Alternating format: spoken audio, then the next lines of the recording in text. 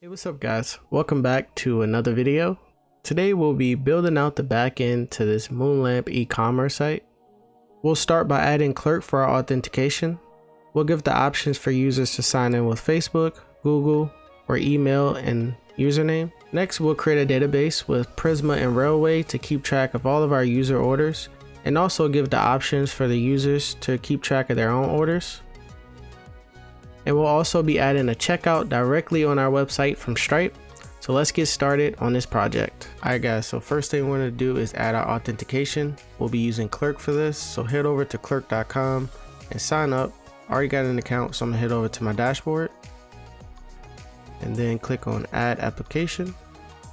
And here you can customize your sign-in screen. So we'll be using username, Google, Facebook, and you can add more if you want. It makes it so easy to add authentication. I think that's about it. So Google, Facebook, and username. And you can name your application. I'm gonna name this Moonlamp, even though I already got two named Moonlamp already. And I'm gonna create. And then here you get your next public publishable key, and you get your client clerk secret key. I'm gonna go ahead and copy those. Then head over to your code editor and head to env.local and just paste these in. Alright, but you want to make sure you keep these secret. I'm gonna delete mine right after this video is uploaded. So I think that's about it for now. We can head over to, we can actually try to think. We actually got to install Clerk as well. So let's go to the docs. So continue to docs, and they got some really good documentation. So if you guys want to read about it and learn more about Clerk, highly suggest it. Let's head over to this. We copy this, head over to our code. And for some reason my backticks don't work on my new keyboard for some reason. I don't know why, what's going on. I'm going to paste that in there. And I'm actually just going to minimize this like this. Actually, I'm going to keep it like that. You shouldn't need it that much. All right, so let that go. And now it says we have to mount our Clerk provider. So let's head over to our layout for this. So app. And then inside of our layout, it's saying that we have to import Clerk provider from Clerk and Next.js. So let's go to import that. Import Clerk provider. All right, and now it says we have to wrap our whole entire application with this Clerk provider. So even the HTML. So you're gonna do Clerk provider, and we're gonna wrap everything inside of this. Paste that. There we go. All right, cool. So that's that. And now keep scrolling down. Now it says we have to add our middleware to protect our application. So inside our root, we're just going to go ahead and create a file, and it's going to be called middleware.ts. And we could just copy this here and paste this in there. We might have to come back to this later because we're going to have to add some ignored routes and some other things inside of this middleware, but for now we just keep it like this. Let's go ahead and close out of that, and we could close out of our layout as well and our env.local. All right, so now we're about to build our sign up and sign in pages. So to do this, we're going to head over to our app and create a folder, and we're going to do parentheses, and we're going to name it auth like this. All right, and then inside this is where we're going to have all our authentication, our sign up and sign in pages. So I'm going to do auth, and inside I'm going to do another folder, and it's going to be called sign up. Oh, sorry. All right, so sign dash, I can't see my keyboard, sign dash up, and then we have another one, and it's going to be called sign in. Sign dash in. All right. So instead of, normally you'll just add a page to this. So you'll do sign in, and then you have a page.tsx. That's how routing works in Next.js. but they want you to add this little extra folder here. So inside the sign in, I'm gonna do another folder, and this is gonna be double brackets, and it's gonna be dot dot dot sign and sign dash in, and then close the brackets. It's gonna be .tsx. Like that. I think it's like that, or maybe. Oh no! So you don't have to put .tsx. Sorry. So rename this. Rename. It lets me. Well, let's just delete it. Right, move the trash. Alright, so it's inside the sign in, create another folder, and it's gonna be brackets dot dot dot sign dash in, and then close the brackets like that. And then same for the sign up. Dot dot dot sign dash up, and then close the brackets like that. Alright. And now inside of these folders, this is where we're gonna have our page. Let me go ahead and click on that, make sure I'm clicked on it, and do a file. And this is where we're gonna have our page.tsx. Alright, and same for this one, our page.tsx. Alright, cool. Keep scrolling down. Now we could just copy this. This is the sign up. I'm gonna paste that in there. So that is for sign up, and then for our sign in, I'll copy this one and then paste it there. And now we could just test it. Actually, so we can update the environment variables. So this is basically our sign in URL and then our after sign in URL. So we want to copy these. So after we sign in, it'll send us directly back to the home page. So let's copy that and head back over to our env.local and just make some space because we're going to be having some more stuff in here. I'm just going to put this at the bottom there like that. And I believe that's it. We'll be using this user button as well here in a second. So let's test this out. Let's go ahead and start our server. All right, so as soon as we go to our website, we're presented with the sign in page. We're going to change this later to where, you know, you can go to the website and have the option to sign in and sign up. But for now, let's go ahead and sign in. I'm gonna sign in with Facebook, and it's gonna make me create a username. So I'm gonna name mine Hydros. Used to be my old Xbox gamer tag. And now we're at our home page, and so we're currently signed in. Head back over to Clerk and head over to users. I'm gonna give it a refresh, and we have our first user. So that's our user. We get a username, the date that the user joined, and we even get access to the last time they signed in. And I believe we actually get more as well. Like we get a user ID and all that stuff in the backend that we'll be using for like our API routes and all of that. So now I say we head over to the nav bar and fix this nav bar up a little bit. Add a login sign in button, and also once the user sign in, we're gonna have a little image there. And the cool thing about Clerk is that you get access to this user button, and you can it's amazing, man. It's like magic. So you add it to your website and you get access to all of this stuff. You get the user get the ability to change his username, the ability to change the email and all of that stuff, the last time they signed in, the devices they signed in on. So let's go ahead and do that. And now, all right, so head over to the navbar component, and we'll be switching this up a bit. I say we go ahead and just import everything we're going to be using.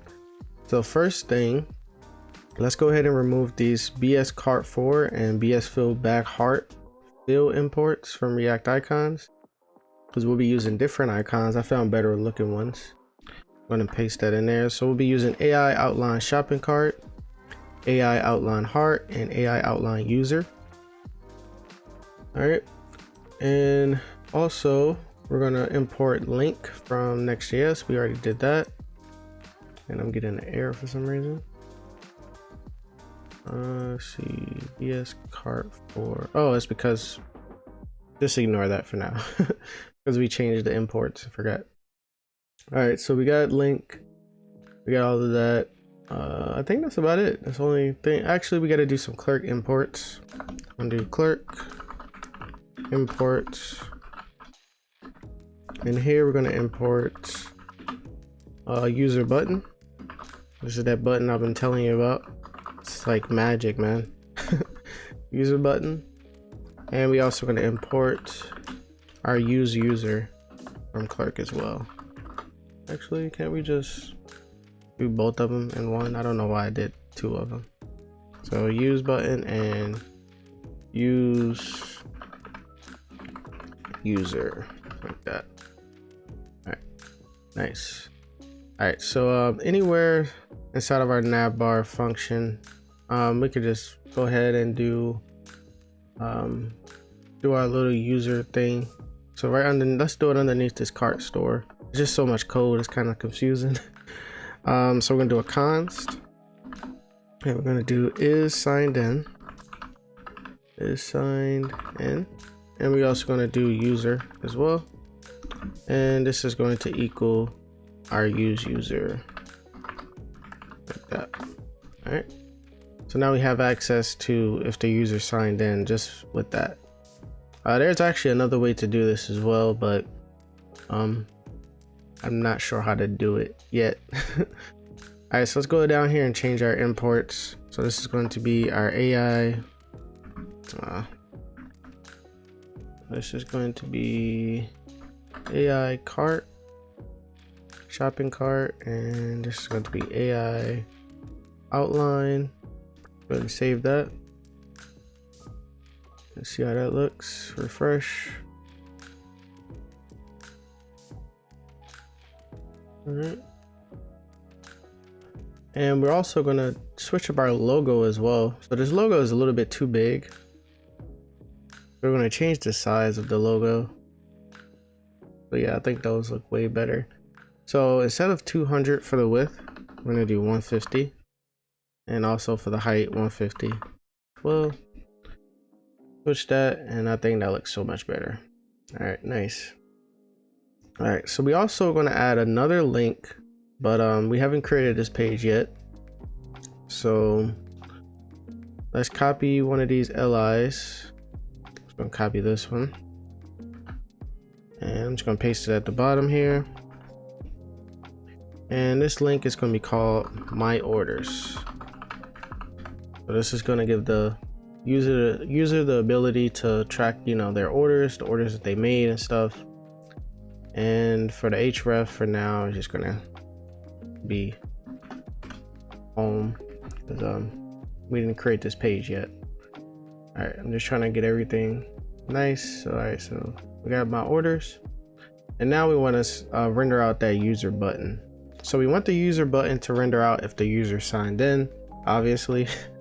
So let's head over that. Let's head down underneath this div here, this AI outline heart. We're gonna render stuff out conditionally. So we're gonna do, so if the user is not signed in, so is signed in. So if the user is not signed in, we're gonna render out our 8. Let's do link. Let's do a link tag.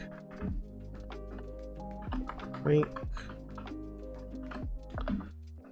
Alright, and this is going to take a href, and the href is going to be sign in, sign-in, and this is going to render out our AI outline user, like that, and the size is going to be 25. Size 25. I don't know why I made this 25, and now we're getting an error here. Oh, we got to do it else, that's why. All right, so if we're not signed in, it's going to render out our AI outline user, but if when we are signed in, this is where we're going to render out our user button. Let's do a div, and in here is going to be our user button, like like this. All right. So now watch this beautiful magic come to life. Loading. And now we have access to our user button. And once you click on it, you get to manage your account. You can sign out. So once you click manage account, it kind of takes over your whole entire website. It's crazy, man. It's like magic. You could change your username. So I can change my username if I want to. Change your email. You can actually add an email address as well. You can add connected accounts. So if I want to connect my Google account, I can. And that's cool. Security, you can set my password, and it also shows the devices that you signed into. It's crazy, man. It's cool. All right, so there we go. So now we have our user, and we're signed in. So let's go ahead and sign out. But I wonder if I sign out, it's just going to direct me to sign back in. And I'm trying to see why that's happening. I'm thinking it's because of the middleware, but let's give this a shot. Let's go ahead and sign out. And as you can see, it's making us sign back in. So let's go to localhost 3000 right quick. So yeah, we're getting, okay. All right, so I think let's head over to the middleware. And I'm gonna go ahead and go over to my middleware. And I'm gonna go ahead and paste this in there. So we got ignored routes and public routes. I don't know if this is gonna make a change, but we'll see. All right, so it's some crazy gibberish. This is all in the docs. So ignored routes, and you do slash parentheses, and it just copy this, okay? And let's see if that works. I'm gonna head back over to localhost 3000. That probably won't work. Let's see though. Yeah, it's making a sign, right? Okay, yeah, it's making a sign back in. So I don't think it's that. Maybe it's something to do with our, but still. Make sure you guys copy this this ignore routes. What I'll do is probably have this inside of like a notes inside of the description. Let's head over to env.local and head down here. After sign in, I wonder why it's making us sign right in. But as you can see, we do get access to that user tab right there. So let's just go ahead and sign in, and we'll fix this later. Don't want to waste time trying to figure that out. All right, so now I say we get our database started. So head over to prisma.io and click on quick start. Head down. We already got TypeScript installed. We can skip those steps, and we want this here, this npm Prisma. So I'm gonna head over here, head back over to my code. And close out the code editor, close out this server. I'm gonna paste that in here. All right. So once that's done, we want to do a Prisma init, npx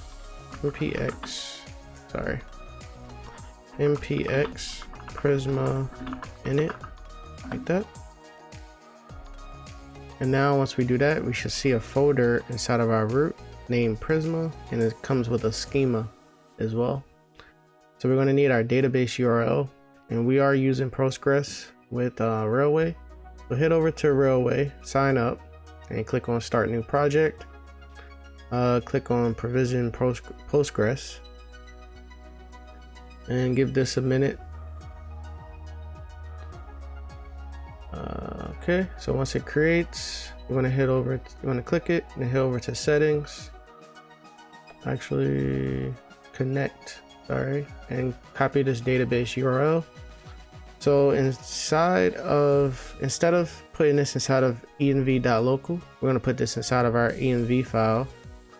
Oh, so it already made it. Nice. So once you did Prisma init, it creates this env file for you, so we can remove all these comments. Looks weird like that. And we're just going to copy our database URL in here, like that. Alright, I'm not sure if we have to put this in quotes or not, but leave it like this for now. Let's make sure. Let's go back here. Yeah, we shouldn't have to. All right, so we got a database URL. And now we have to get our schema correct. But before we do that, actually, we can test and see if the database is working. I think we can. Let's go ahead and try it out. So let's do a npx Prisma migrate dev.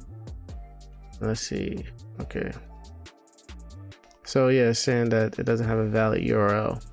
I think we have to do. I think we have to put it in quotes like that. Database URL. Let me just make sure. UNV. Yeah, I don't think we have to. Yeah, we shouldn't have to. One Postgres. Let's just make sure that's the right one. Connect. Database. Copy, recopy it, and paste it again. Oh, so it wasn't. It was. I had. Okay, there we go. All right, now let's try it. Let's do it. npx Prisma migrate dev, and it's working. Once you see that database DB, so it's gonna take a second. Let's see. And while that's going, I'm gonna go ahead and open up the schema that we have to write. All right. So we get an error because we don't have anything in here, I guess. Let's see, data. So yeah, you can see it made a Prisma migration folder. All right, so yeah, we don't have anything inside of our schema. I think that's why it's doing that. But just to be safe, let's do it npx Prisma generate. npx Prisma generate. All right, so that didn't do anything either. All right, so let's write some stuff inside of our schema. I think that's why it's happening. I'm gonna get rid of this comment up here. And all right. So a schema, I don't know how to explain this, but a schema is basically you're setting up your tables and your rows inside of your database. So we're gonna have a table, or I guess a row, named orders. I'm gonna do model orders, and this is gonna have an ID, and you could just put space. It'll once you save it, it's gonna auto format. So do space, and this is going to be a string. So we're going to take in an ID. It's going to be string, and then do another space. And we're going to do at ID. I'm going to do at default, and this is going to take in our CUID like that. All right. So we're going to take in the ID with our orders, and we're also going to take in our user ID. User ID, do a space. It's going to be a string as well. All right, and we also take the amount. We have amount, and this is going to be a float, like that. I believe float is like I forgot what float means. Maybe it shows you. Forgot what that means. So float. We're also going to do a currency. And this is going to be a string, and we're going to do a status. This is going to be a string as well, and we're going to do created date, and this is going to be a date time. We also got to do a default of now, like that. All right, and then we're going to do a payment intent ID. Payment intent ID, and this is also going to be a string, and we're going to do a question mark because it might not be a string, and we're going to do a unique because we want every payment ID to be unique, and we're going to do products, and this is going to be our order product. Our array. We haven't made that yet. So once we save, you'll see that it auto formats for you. So that's our orders. And now we want our model product. And in here we're going to take our ID. It's going to be a string. It's going to be the same thing as the top. We're going to do it at ID, at default, and we're going to do CU ID like that. And we're going to take a name, and this is going to be a string.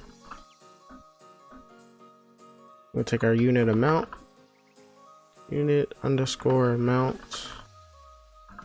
It's going to be float, and our orders is going to come from that order product array like that. All right, so we're getting an error with this one for some reason. ID string at ID default CU. Okay, we got too many parentheses in there like that. All right, so that's that. And now we need to make this order product model. We're gonna do a model, and this is basically just everything coming together. Model order product. We're gonna do order ID. This is going to be a string, and we're going to do a map, and we're going to map our order dash ID like that. Don't feel bad if you don't know what any of this stuff means. It's just setting up our database. Still kind of learning all this stuff as well. So we map in our order ID, and we're going to do a product ID. This is going to be a string, and this also is going to map our product ID at map, and it's going to be product dash ID. Actually, it's underscore. Maybe that's why we're getting that error. Underscore and underscore like that. Whoa, I just like auto completed everything, but that's not what we need. All right, so product ID, and we also gonna take in our quantity. I always spell quantity wrong for some reason. It'll be int integer, and we're gonna do our order, and it's going to be orders at relation. So it's gonna have a relation with our fields, so it's gonna say fields, and it's gonna have a relation with our order ID.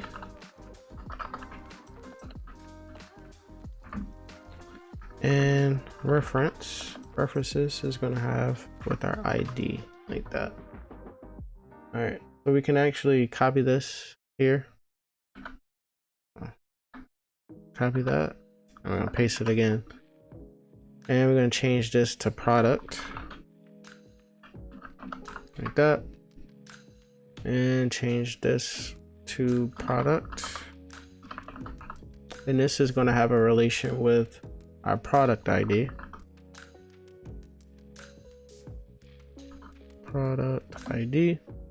And references is going to be ID as well. And then hopefully the errors go away after we do this. We're going to do two @ symbols. We're going to do ID, and then do parentheses, and we're going to do order ID, comma, product ID like that. All right, so we are still getting some errors. Let's see what is up. We did something wrong here. So let's see the error. Oh, we forgot we got an M there. It's supposed to be a comma. All right, there we go. All right, so that's it. Normally these schemas are way longer. For my e-commerce, my first e-commerce site, I believe the schema was probably, I want to say maybe like 100 something lines. I took user. But we have Clerk, you know, keeping track of our users and stuff. So all we need is this user ID inside of our database. So yeah, so that's really it. So what we need to do now is head back over to our terminal, and we're gonna do an npx prisma migrate dev. All right, so enter a name for your new migration. I always just do test, because most likely we'll be running this code again. All right, so once that finish, we head back over to Railway and we see our models. So we got our order product, and in here we're taking our order ID, our product ID, and our quantity. And then same with our orders. We're taking ID, username, amount, status, and created date. And then our product, we're taking our ID, name, and unit amount. All right, so now say we make some changes to our store. So head over to store and use cart store. And I'm gonna go ahead and start our server just in case we get any errors. npm run dev, and I'm going to refresh that. We can keep our database open because we're going to be coming here and check some stuff here in a few. And let me go ahead and open up our store over in this monitor, and we just got a few changes to make to it, a few additions. All right, so for our cart state, so right underneath our remove product, we're gonna add a few more. We're gonna add payment intent. Payment intent. And once you add something, it's gonna error out everything at the bottom, but we'll fix all of that. So payment intent, and this is going to be a string.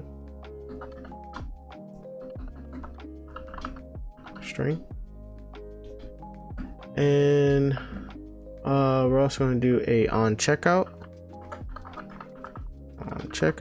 And this is also going to be a string. And we also going to do a set payment intent.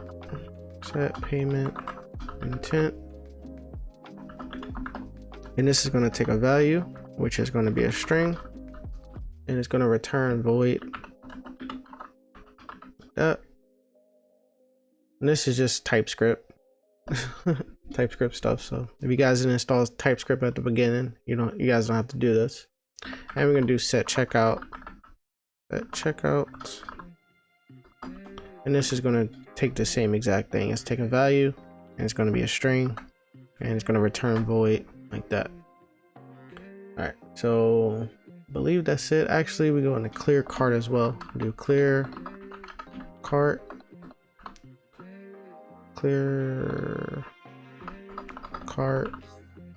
And this is just going to, it's not going to take anything. It's just going to be just return void like that. All right, so I believe that's it. Let me just make sure. 1 2 3 4 5 6 7 8 9 10. All right, perfect. So we got all of our cart state. So now down here we got to start, we got to set our state, and then we got to do our change in state as well. So is open, so that's the initial state. We also going to have a payment intent, and the initial state with this is just going to be empty quotes like that, because it's taking in a string, and that's going to be like our payment intent ID. And then on checkout, it's just gonna, the default is going to be cart like that. All right, and I think we add a comma here. All right, so that's all our initial state. I believe that's all we need. So now underneath our remove product, we're going to have some more stuff here. Let me just make sure I get this right. All right, so right here.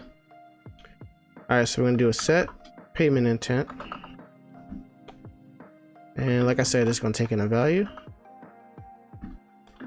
And it's gonna return set.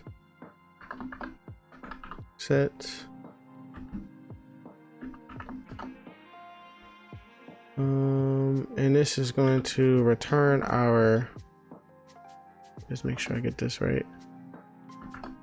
This is going to return, I'm going to do parentheses and do brackets. It's going to return our payment intent val like that. All right, I believe that's right. I'm not sure. Let me just make sure. I should just probably just copy it from here. Paste it here just so I can get it right. So yeah, set payment intent. I'm taking a value and return set, and then payment intent and our value like that. And then we also gonna do a set checkout the same exact way. So do set checkout. It's also gonna do val. Do set. double parentheses, do set arrow parentheses brackets, and this is going to do on checkout val, like that. All right, so that's our on checkout, and now we need our clear cart, and this will be easy. We just want to do clear. I think we got to add a comma. That's why it's not auto completing. Clear cart, and this isn't taking any value, so it's going to be empty, and it's just going to return set double brackets state arrow, and it's just going to return our cart, our empty cart. So it's going to be empty in array like that. And I believe that's it. We're getting some errors. All right, so the errors just went away out of nowhere. I didn't change anything. Sometimes Zustand takes some time to get rid of all of the errors. What you can do is, I found like a little trick. So if you go at the top and just type in like a random character, you see that the errors are there, and just delete it. Sometimes that fixes all of the errors. But yeah, so everything looks good in there. So our store is complete, our used car store. We should not have to go back in this file, this whole entire the rest of this project. So now I say we go ahead and create our API routes. So inside of the root, we're going to create a folder, and it's going to be called pages. And then inside of here, we're going to have another folder. It's going to be called API. And this is where we're going to have our API routes. So we want one that says create dash payment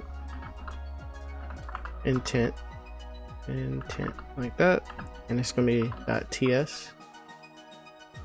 All right, so that's going to be our API route, and I'm actually just going to try to think. I'm actually going to just close out of this for now. Inside of our app, we're going to create our rest of our components as well. So we're going to create a file. It's going to be checkout.tsx, and we also going to do checkout form.tsx,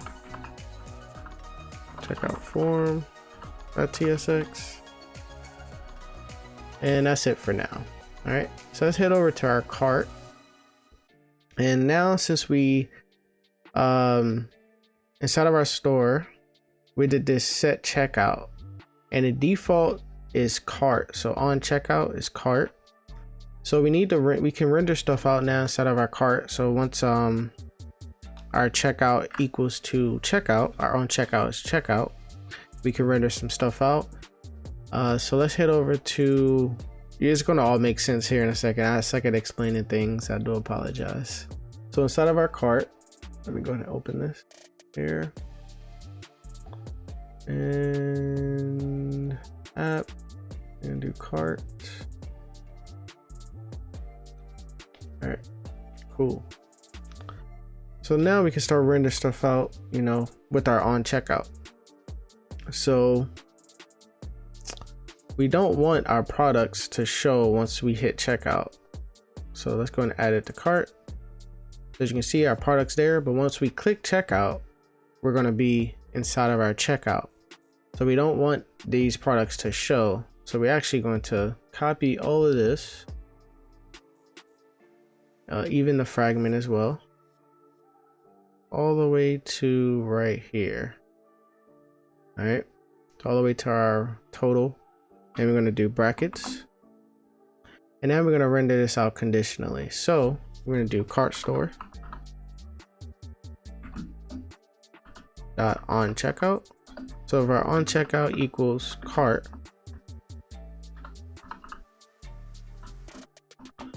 that's when we want to render this. So we do the and symbol and do parentheses, and make sure you add a parentheses down here as well. So now that's gonna render only when our checkout is on cart, okay?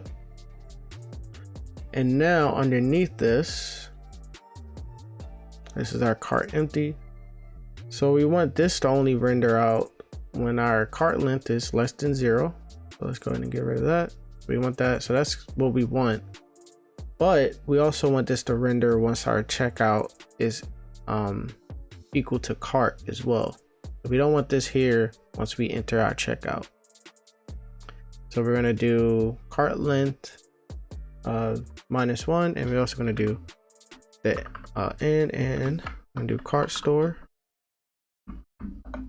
dot on checkout. So we want that to equal to cart as well.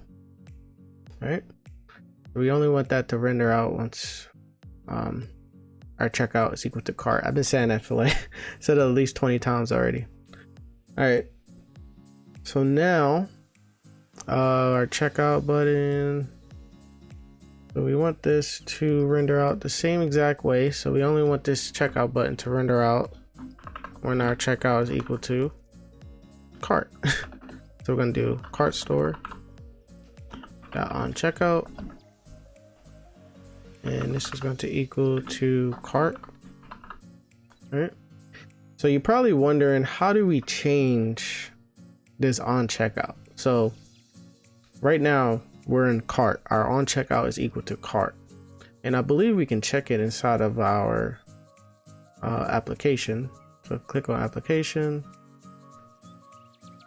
and as you see, cart store. So we get the cart. So our cart is empty. Is open is false. Payment intent is empty, and our on checkout is cart. So you're probably wondering, how do we change that? So to change that, we're actually going to use this button, this checkout button, and we're going to add an on click to this. So let's add some space. Let me just scroll down a little bit. I'm going to do on click, and this is going to return our cart store dot set checkout to checkout. Yeah, checkout, like that. All right. So now once we click on this, let's add something to the cart. All of this should disappear. There we go. Because now we're on, now our on checkout is equal to cart. I mean to checkout. Let's go ahead and look at this cart store. So on checkout is equal to checkout, and we got our cart, and inside of our cart we got our wireless Moonlamp. So now we want to render this. We want to render our payment form here. So that's why we got rid of all of those things. So now you're probably wondering, how the hell do I get rid of, go back to cart? So to do that, you just go to inspect for now. So let's go to application and just delete the cart store like that, and just give it a refresh, and that should change our on checkout back to cart. All right, I believe so. Let's see, add to cart. Yeah, so now we're back to cart. All right, so cool. So now we want to render out some of this stuff conditionally.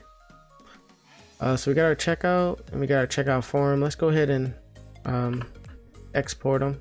So somebody told me about a new snippet, SFC. It's not working. It's a S, because I use REFE. Maybe it's FCE. AFC.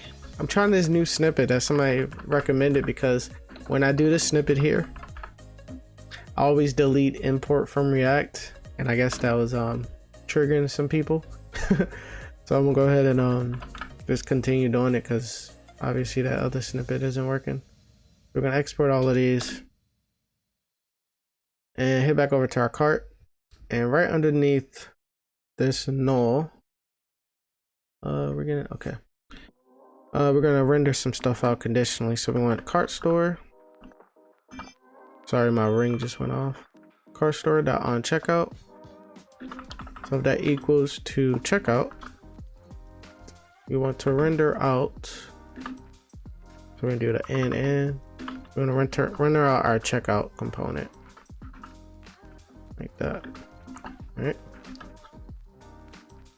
All right, cool. And we also going to create another component actually, and this is going to be order success. .tsx. All right, and let's go ahead and export that as well.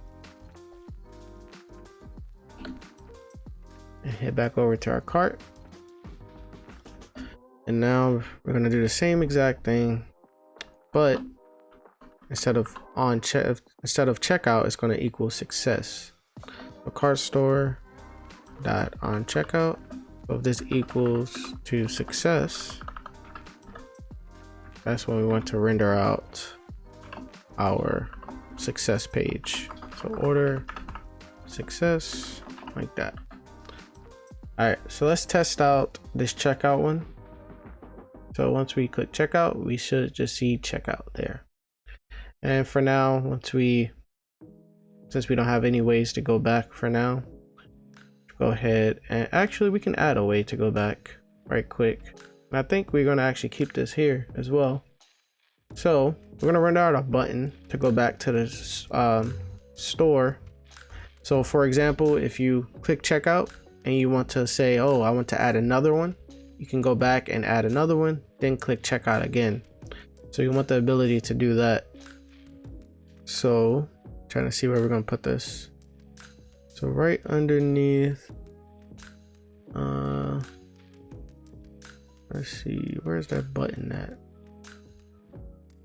Where's the, okay, here's the back to store button here. So yeah, I guess we can do it right underneath here. We're gonna do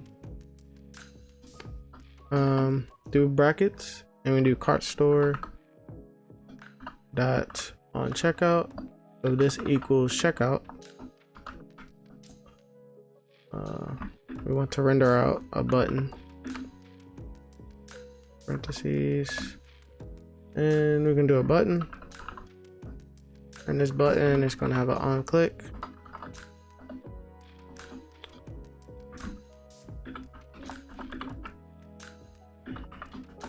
And this is going to set our cart store dot set checkout to cart.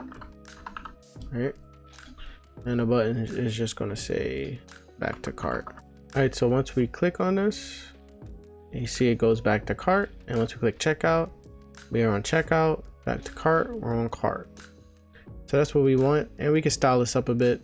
Let's give it a class name of text small and a font of bold, and also a padding bottom of 12, like that.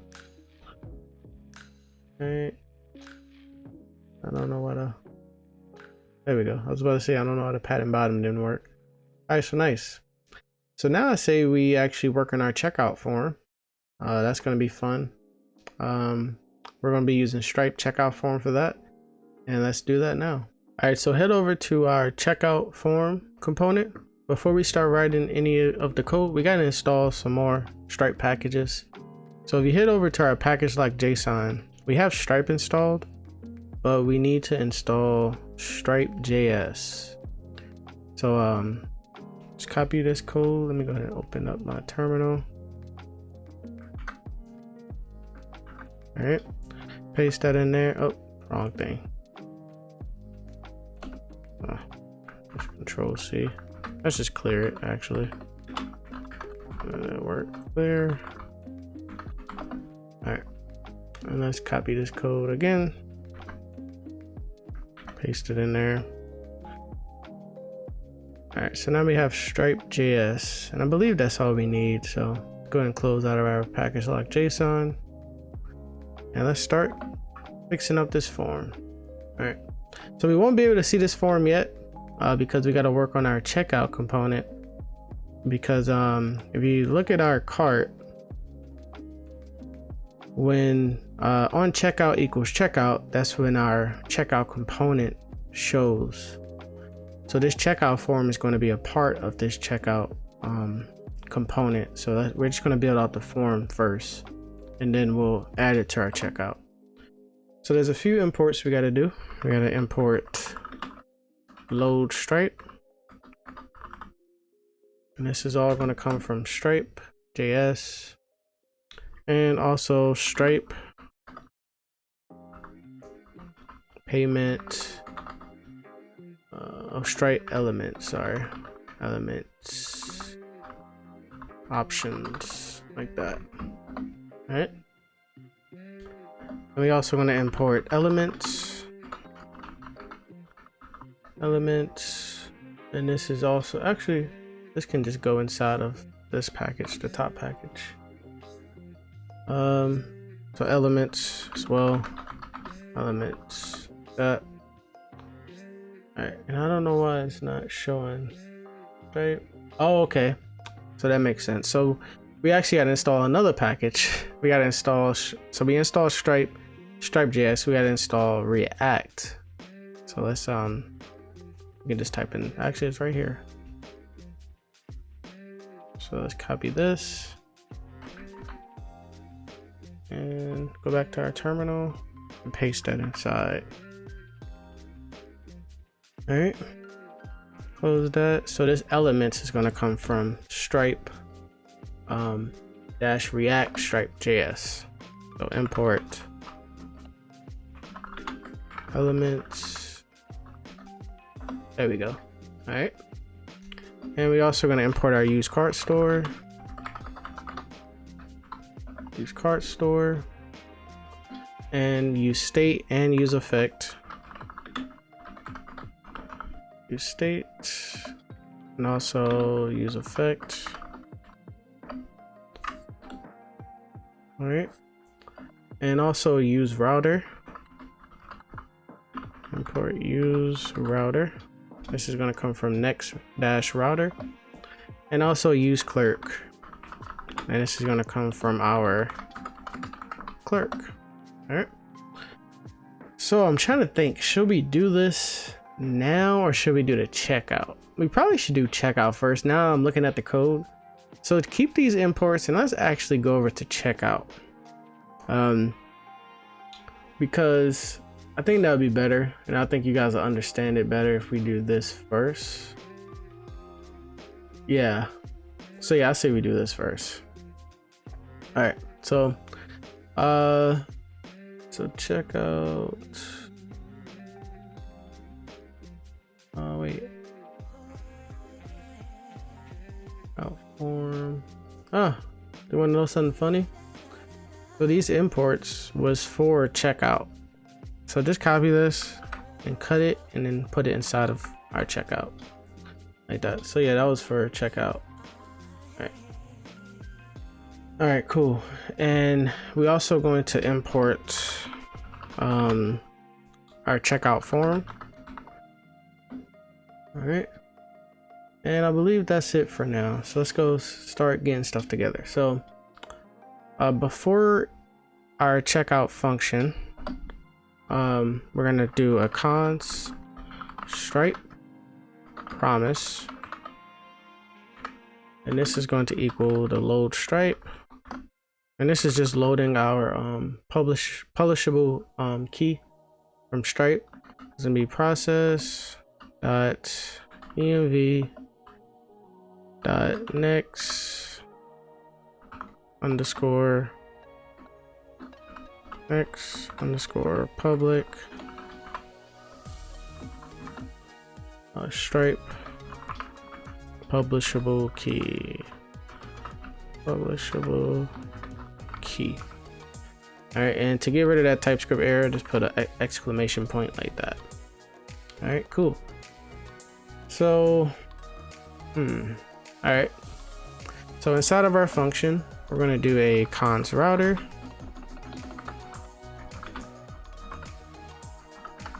and this is just going to equal use router, like that.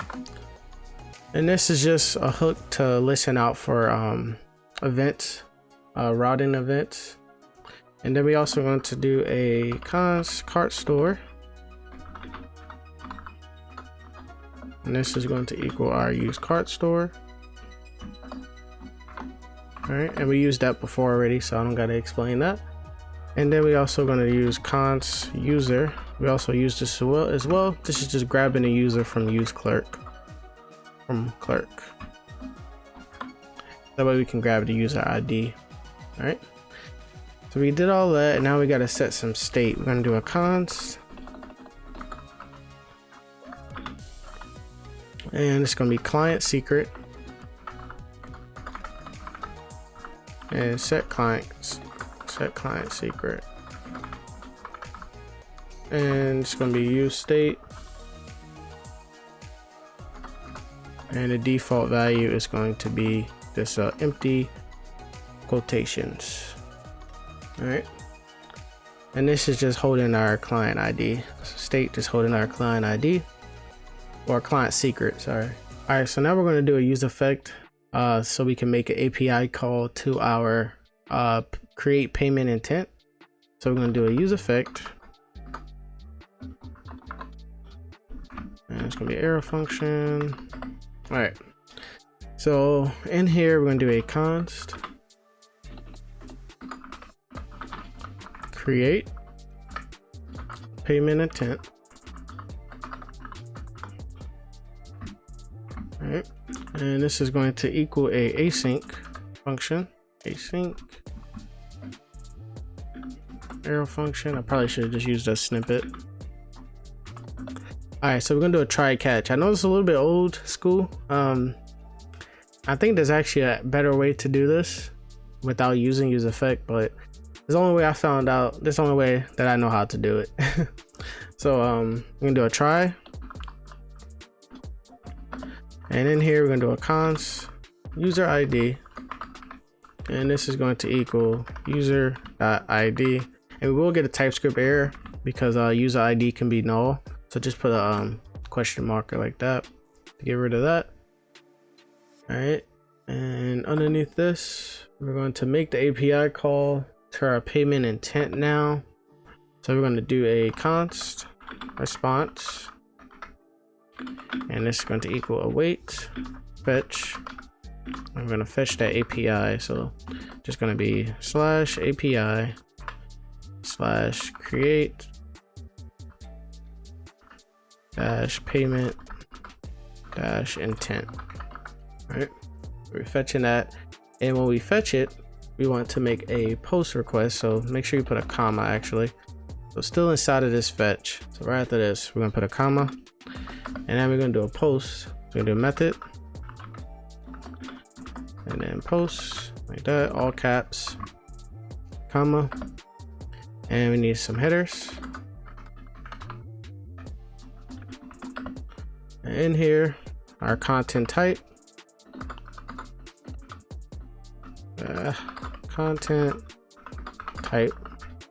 is going to be application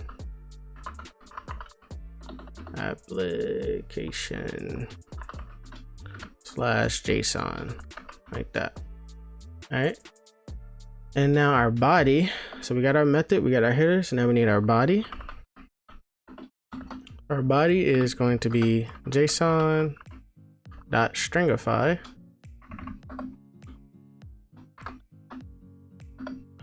and we're gonna do items. It's going to be our cart store.cart, our cart, and we're also going to send over our payment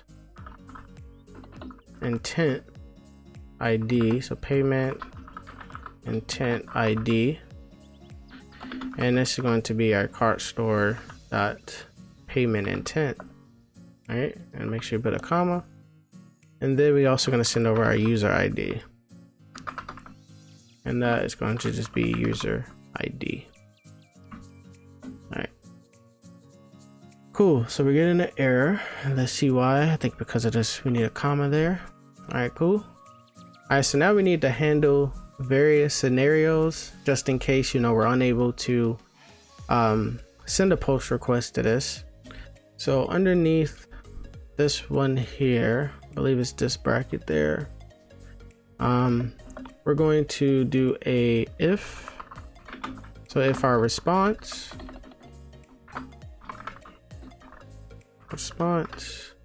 dot status equals 403,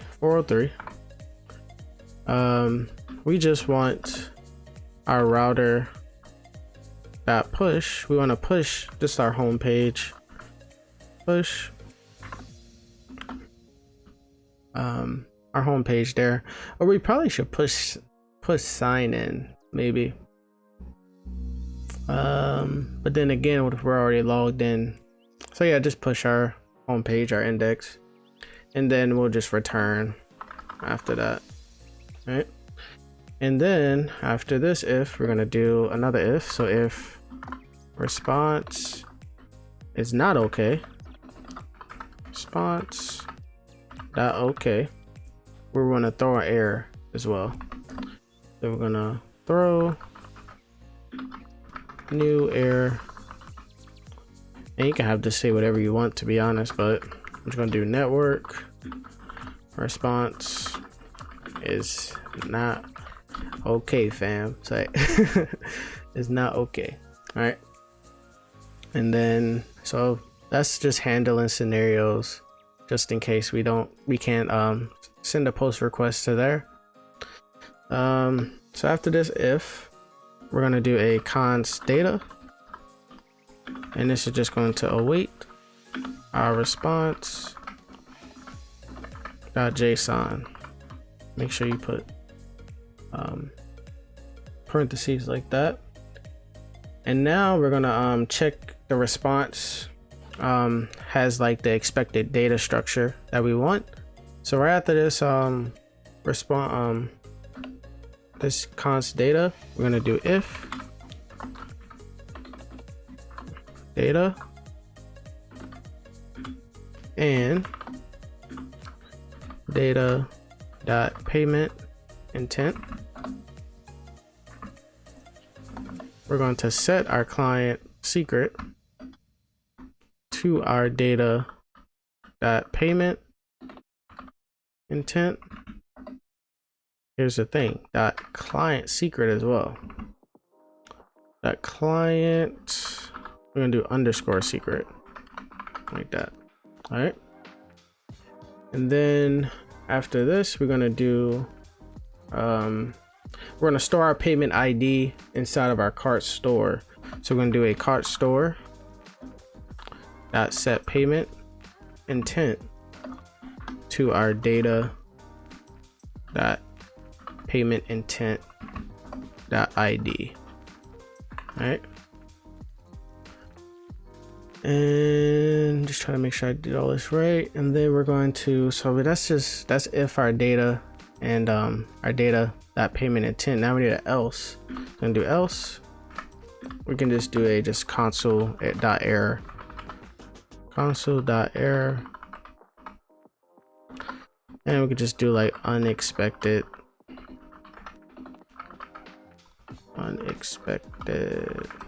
Probably spelled that wrong. Data structure. All right. And since we did a try, that's why we're getting this error here. We need to do a catch. So right after this else, underneath this one, we're gonna have a catch. So we're gonna do a catch, and we're just gonna catch our error like that. And you can do whatever you want to here. I'm just gonna do a console dot error and just do like there was a problem. There was a problem. And you could just show the error like this. There was a problem, and then do a comma and then do error.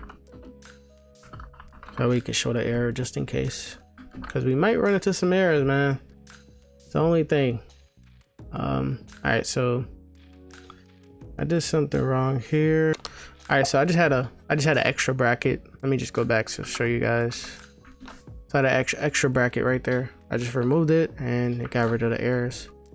All right, so that is our create payment intent function to fetch our create payment intent API. We're gonna have some more logic go in there as well. But before we go to there, we want a little bit more code here.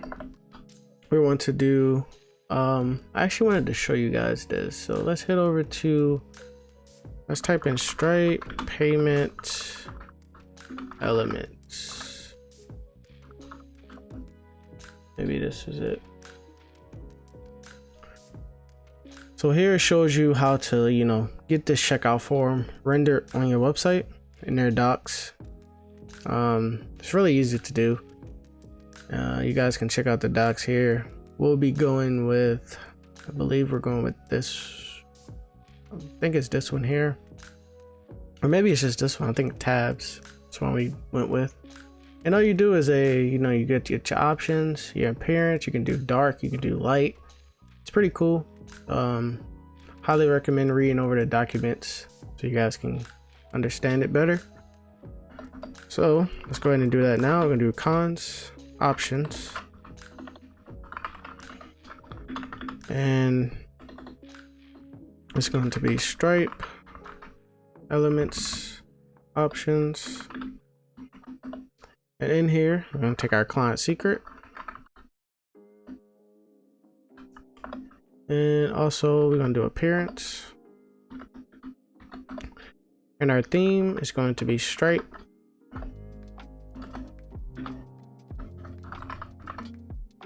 I should do a comma, and labels is going to be floating. So I don't think we're doing tab. I think we're doing floating. All right, floating. All right, let me just make sure. Tabs. There's a bunch of stuff in here. All right, so now we need to do some JSX. So let's do that, and do a div. I don't know why that didn't autocomplete. There we go. And now we're going to render our checkout form component only if the client secret is available. All right, so conditional rendering. You do this a lot in React. So we're gonna do client secret, and we're gonna do in. We're gonna render out our checkout form, but we can't just put checkout form like this. Checkout form. And we can't just do that. We gotta wrap this checkout form inside of our elements. So we gotta wrap it with elements like that.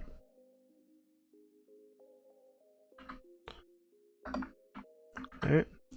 And this elements, it takes props, it takes our options, and that's just going to equal options. And it also takes a stripe promise, which is going to be our stripe promise. So it takes our publishable key.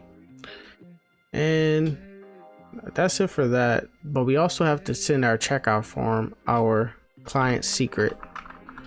Client secret. And that is going to equal client secret. All right, cool. We're getting the error. Oh, it's because we're not receiving the prop inside of the checkout form. All right, so now I say we actually work on this create payment intent API page, and then work on a checkout form, because this won't work until we get that until that create payment intent file is made. Because if you look up here, we're fetching the create payment intent. So I say we go ahead and do that now. All right, so before we start writing any code inside of our create payment intent, we're actually going to head down to the utils and create a file called prisma.ts. So this is all on the side of the docs as well, Prisma docs. So what we're going to do is create an instance for Prisma. You can create multiple instances in your components, but if you do that, you'll start getting like some errors. And to prevent that, we're just going to create one instance inside of our utils and just call it inside of our components. So to do this, we're going to do an import, and I'm going to do, this is going to be Prisma client,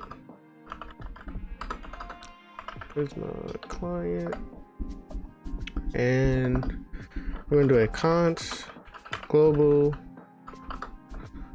for Prisma, and this is going to equal global this was already autocomplete, as unknown. This is all inside of the docs. I didn't come up with any of this.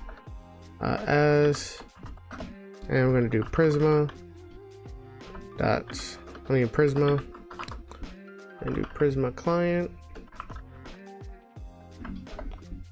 and this is going to, it could be undefined as well, so just do undefined like that. All right, and we need to export this. We're going to do an export const Prisma, and this is going to equal global for Prisma dot Prisma, 2 question marks, and new Prisma client like that. All right, and then underneath this we're going to do an if process.env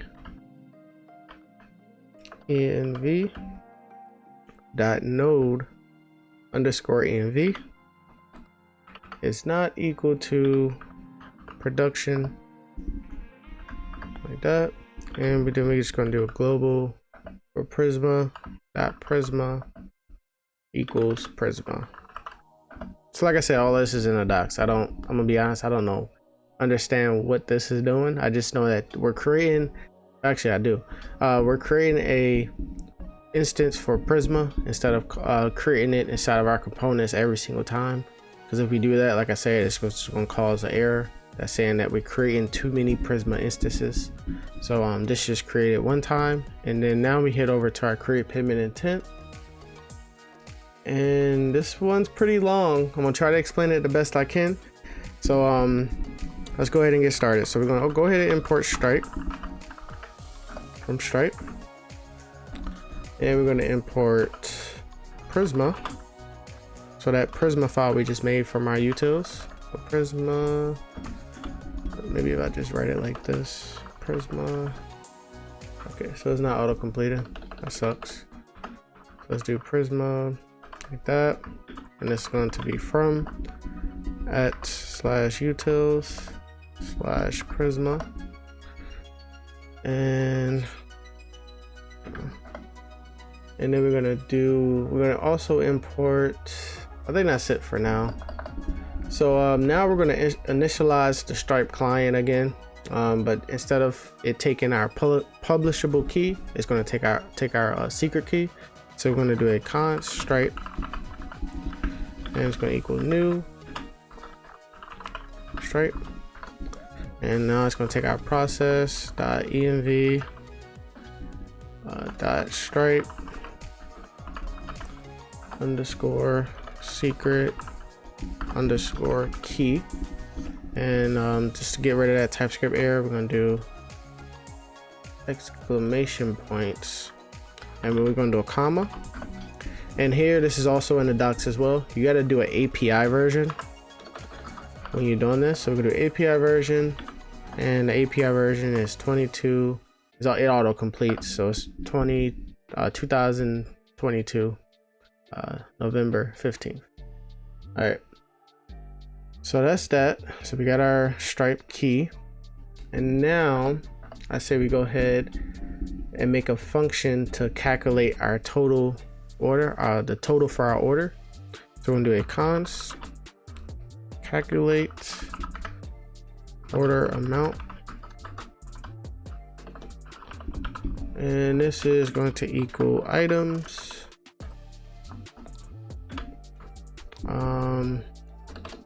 It's going to take items, and it's going to return. It's going to return items dot reduce. So is that reduce method that I was talking about? I'm just going to take ACC, and actually we could probably, because we have our total here as well, so this is doing the exact same thing. So we could go ahead and just import total price, but we'll just type it out for now, and then maybe later on we'll come back. So I guess we can just go ahead and probably just copy this, go total price, and it's going to return It's gonna return this. Yeah, we'll just type it out. I think it's a little bit different actually. So ACC and then item like that. We're gonna do ACC plus item dot unit amount, and then it's going to times it by our item dot quantity, and also do the little exclamation points because they're going to get some errors, TypeScript errors, and then we're going to do comma 0. All right, so we are getting some errors, and those are just TypeScript errors. To get rid of those, we can just go ahead and just do import. I believe we can just do cart type, and this can just equal to our cart type, and it's going to be an array. But I got rid of those. All right, and now we're going to create a function that manage our payment intent. So we're going to make a function that either updates it, or if the payment intent already exists, it'll just I think it just create a new one. So it updates the existing one, and then it creates a new one if it doesn't exist. There we go. Like I said, I'm gonna try to explain this the best I can. All right, so const, and we're gonna do a manage. I'm gonna do stripe payment, and I tried to name the functions descriptive. Try to name them really descriptive. I'm gonna do async, and this is going to take our payment intent, payment underscore intent underscore ID, and this is going to be a string. All right, and then we're also going to take in our total, and this is obviously going to be a number. All right, so in this function, we're going to do an if statement first. So we're going to do if our payment intent ID, we're going to return, wait stripe dot payment intents dot update. So all of this should be autocomplete. I think you get the autocomplete even without TypeScript installed. As you can see, like, let me just delete this. So once you type in stripe, you put a dot, and you see all of this stuff that it auto completes for you. So once you type in like P, payment intents pop up, and then if you do another dot, you should see update down here. We're going to update our payment intent. So payment intent ID, and we also going to update our total. So it's going to be amount, and that's going to be our total, like that. All right, and after this if statement, we're going to return await stripe dot payment intents dot, and as you can see, we got access to create, capture, confirm. We're going to create. So this is if so this one here is if our payment intent already exists, and down here is if our payment intent doesn't exist. So if our payment intent exists already, it's just going to update it. So let me try to explain what payment intent is. So basically, a payment intent is once we click on this cart, right, and we click checkout, that's when the payment intent is going to start. That's when we're going to get that payment intent ID. So what this function is going to be doing is if we check out and then we click back to store, and then let's say we change the quantity of our product, and then click checkout again, that payment intent is already going to be existed, so it just updates it instead of creating a whole new one. Because if we don't have this function, somebody can just literally check out, back to store, check out, back to store, and just keep creating different IDs. So we don't want that. So this second one here is going to be, we're going to create it if it doesn't exist. So I'm going to do that, and then in here we're going to do amount, and that's going to be total, comma, and we do currency and it's going to be USD, comma, and then automatic payment methods. I'm going to do enabled, and that's going to be true. All right, so that is our payment intent function, and this just manages that. And now we're going to have another function that manages our orders inside of our database. And I don't know why I'm getting an error there. 1 second, let's see. Oh, okay, I think I was supposed to do like an arrow here, right? There we go. All right, so this is kind of the same thing, this next function. So this is going to either update the existing order, or it's going to create a new one and add the products to it.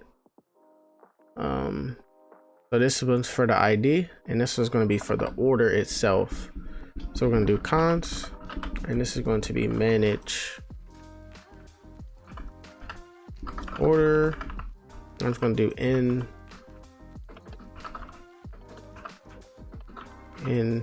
DB, so in database, and this is going to be async arrow function. Okay, that's my first time ever actually taking that little snippet out. And this is also going to take a payment intent,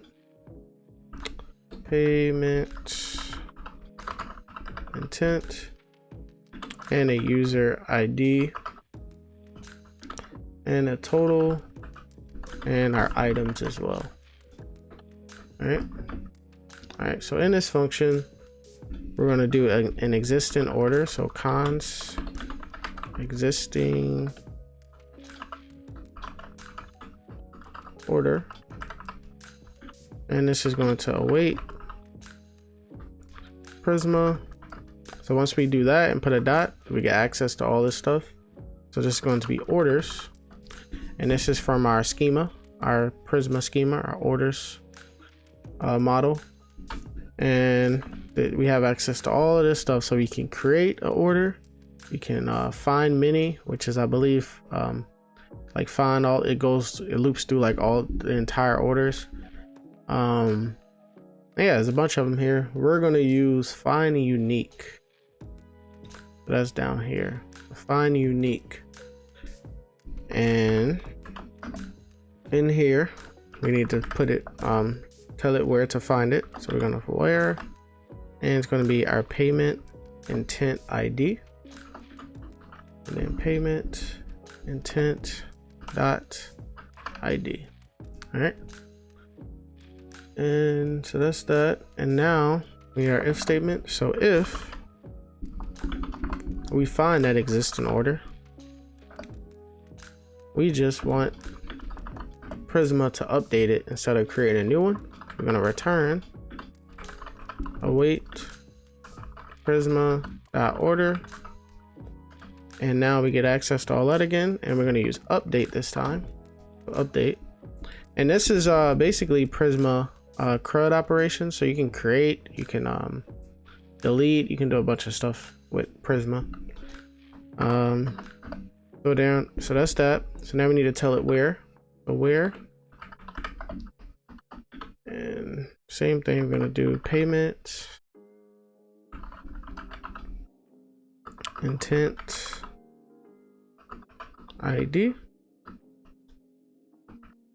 and that's going to be our payment intent dot ID. Get an error here.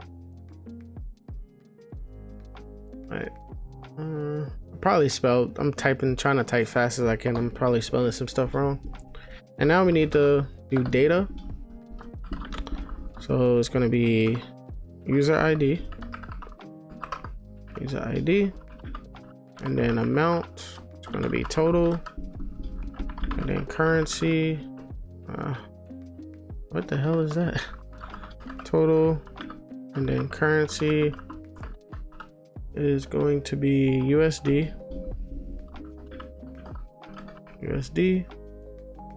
and then our status. So this is really important because our status is going to be awaiting payment. Messed up somewhere, hold on. total currency, so thing goes there.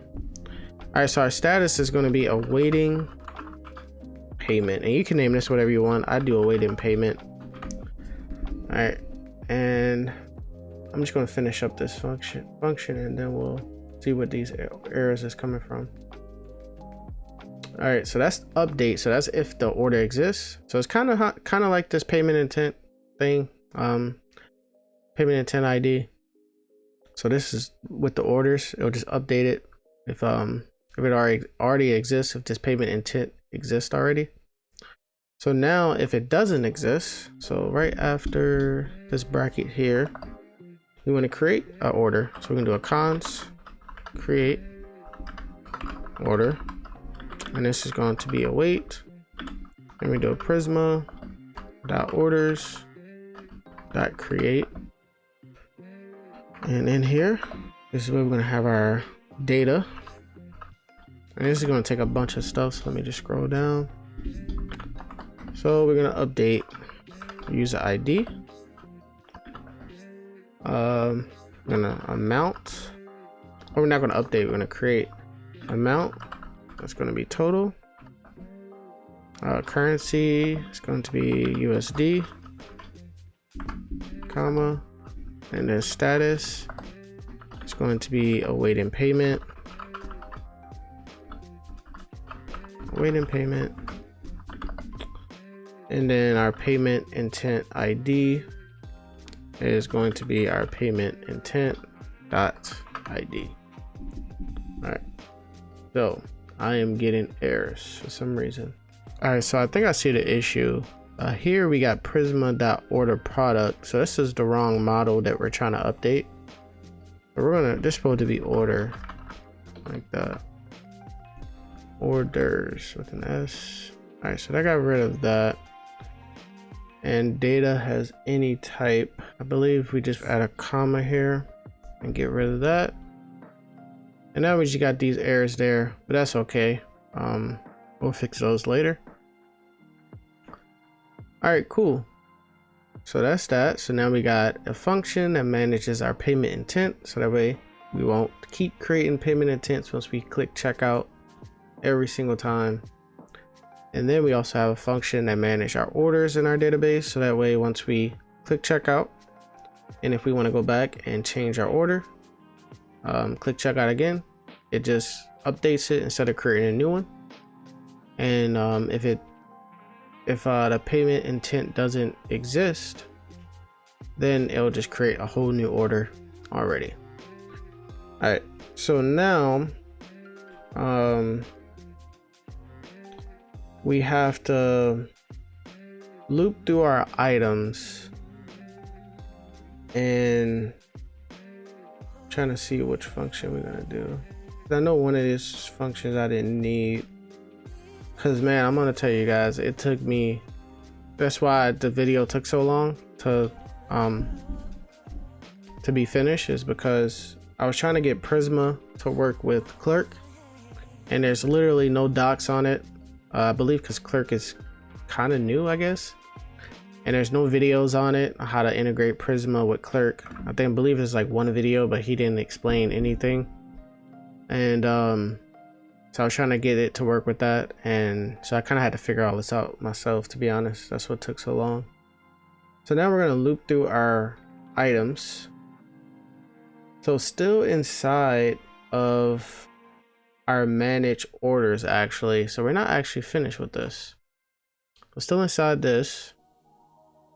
So right underneath here, we're going to do a for loop. So we're going to do for const item of items, and do a const product, and this is going to equal await dot prisma dot product dot product dot, I'll put a dot here, space. All right, so once we put this dot, we should see everything we got. So we're going to be using dot upsert. Okay, and we do parentheses, and let's see with it. Make sure that's the right one. Okay. Subsert, and we're gonna do where. It's going to be our ID. Item dot ID.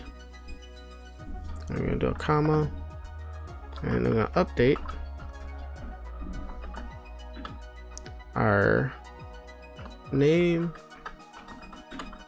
Item dot name. Our unit amount, and that's going to item dot unit amount.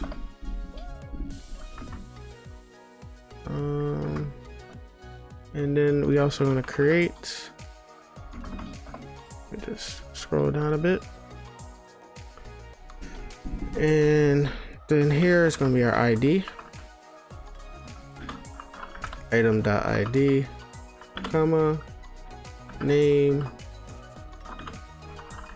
item dot name, comma, and then unit amount, and then item dot unit amount. All right, so that's that, and now we're gonna do another Prisma create. So now we're gonna need a comma here. So right underneath here, we're gonna do a wait. Prisma dot create. Prisma order product. Sorry, order product dot create. And here we're gonna pass it our data. So we want it to create an order ID. Order ID. That's gonna be our create order dot ID. And our product ID is going to be our product dot ID. And also our quantity. And that's going to be item dot quantity. All right, that's that. And now, last but not least, for this function, underneath this one, we're just going to return created order like that, and make sure you spell return right. All right, so that is our manage order in database function. So now those are just let me put a space. So now we actually need to create our main API handler that responds to our incoming requests. So we're going to create a API handler to respond to this checkout request. So we're going to create one to respond to this post request. So now underneath here, this shouldn't be too long. We're going to do an export default, and it's going to be async function. Async function, and you just do handler. In here, it's going to take a request and a response like that. We are going to get TypeScript errors, but that's okay. We'll fix those in a second. In here, we're going to do a const.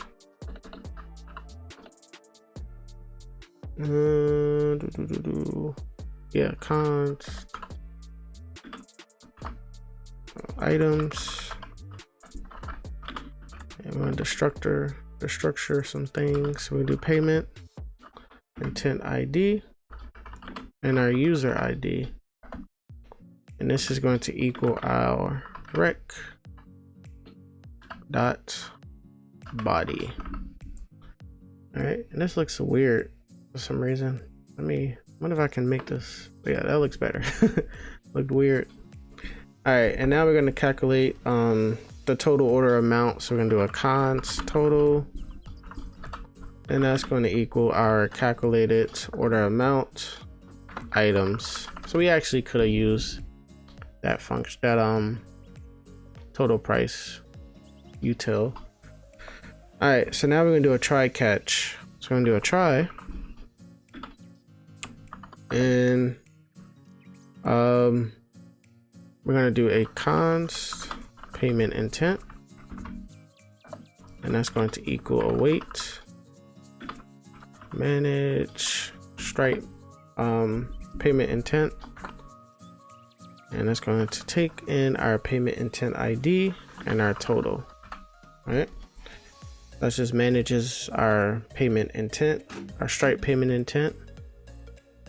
And then underneath here, we're going to do one to manage our order. So we're just taking these functions up here and just putting them down here. And do a cons order, and that's going to equal our weight, manage order in database.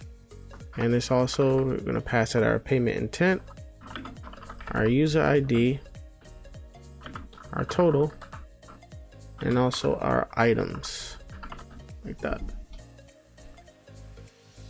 Alright, we're getting an error. I think this should go inside here as well, like that.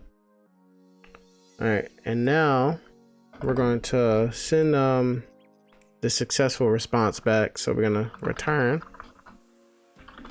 res.status. Did I spelled that wrong? And it's going 200 and .json and payment intent, like that. All right, so now since we gotta try, we gotta make sure we do a catch.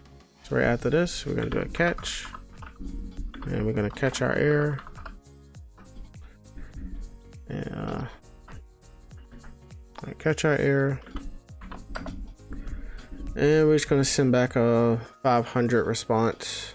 I mean error response. So we can either do a console.error. I'm just gonna do a return res.status 500 and .json, and you do the message, and a message you can literally type whatever you want here, but the thing you should type is for res status 500 is internal server error, like that, and it's got to go in parentheses. All right, so that's it, I believe.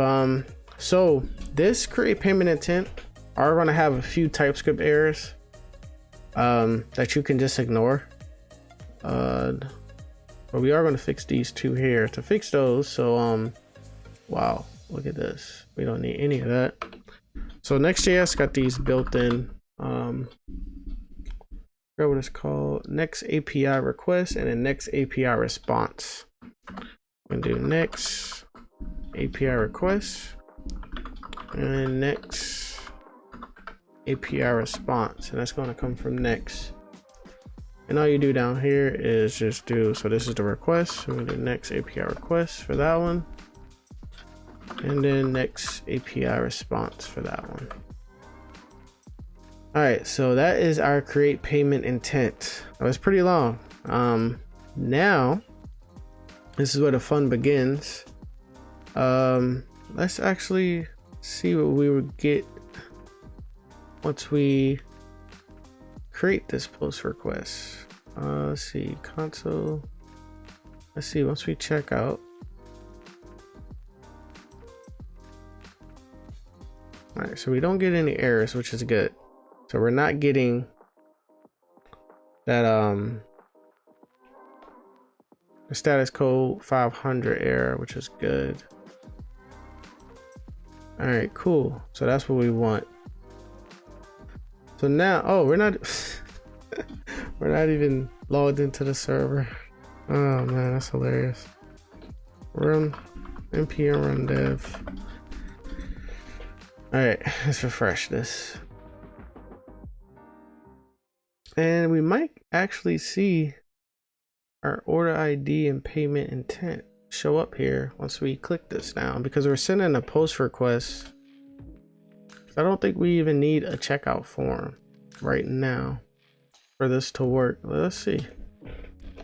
All right, so what I want to do is to test this out, we're gonna go to inspect, click on application, and we're going to clear our cart store just so everything can be nice and fresh. I'm going to keep this terminal up just in case. Let's head back over to create payment intent while this is taking 7 years to load. And I might do a console.error here just in case. Yeah, I think I might do that. I don't got one on my code, but I might do it.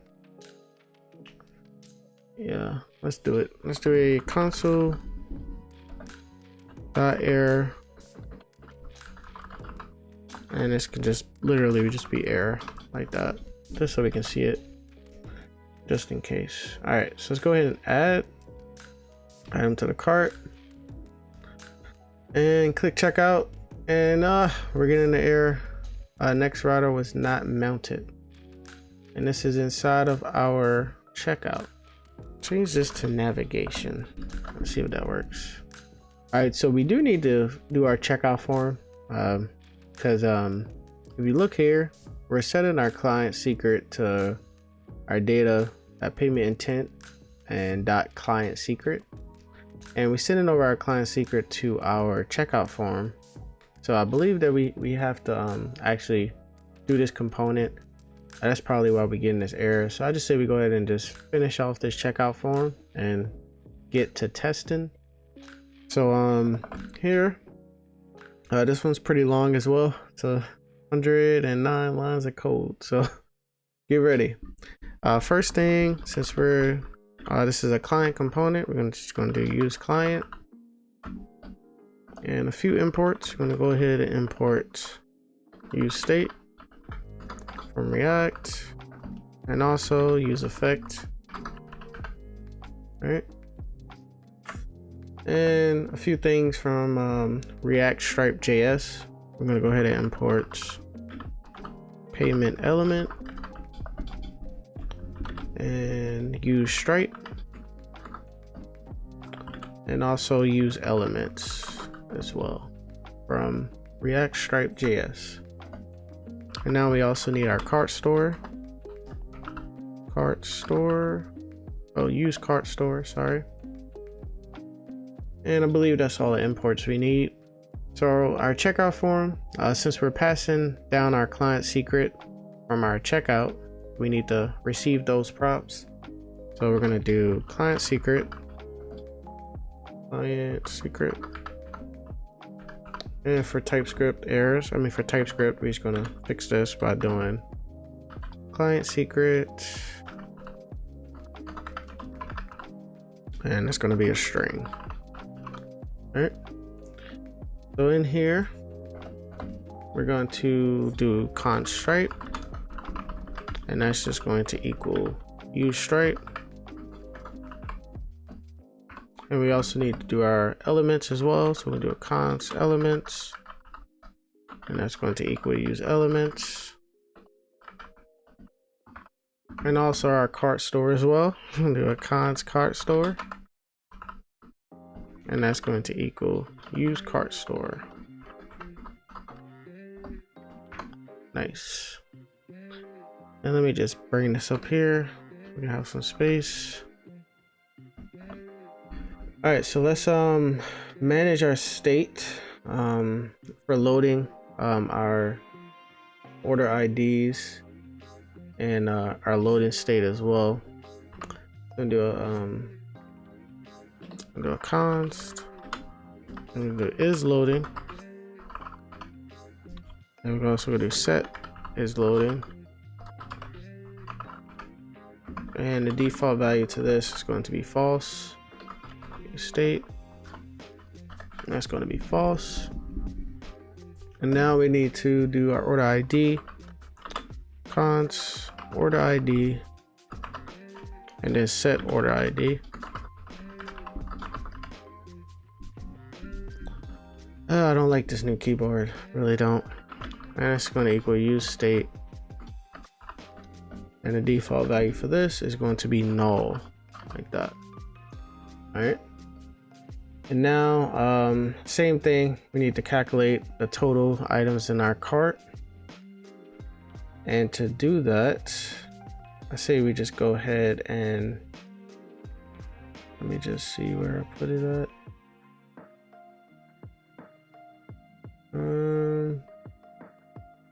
Yeah, just say we go ahead and probably just import our total price utils. Go to import total price from our utils as well, so we don't need to type all that code again. All right, so we're gonna do a const. Let me see how I did this.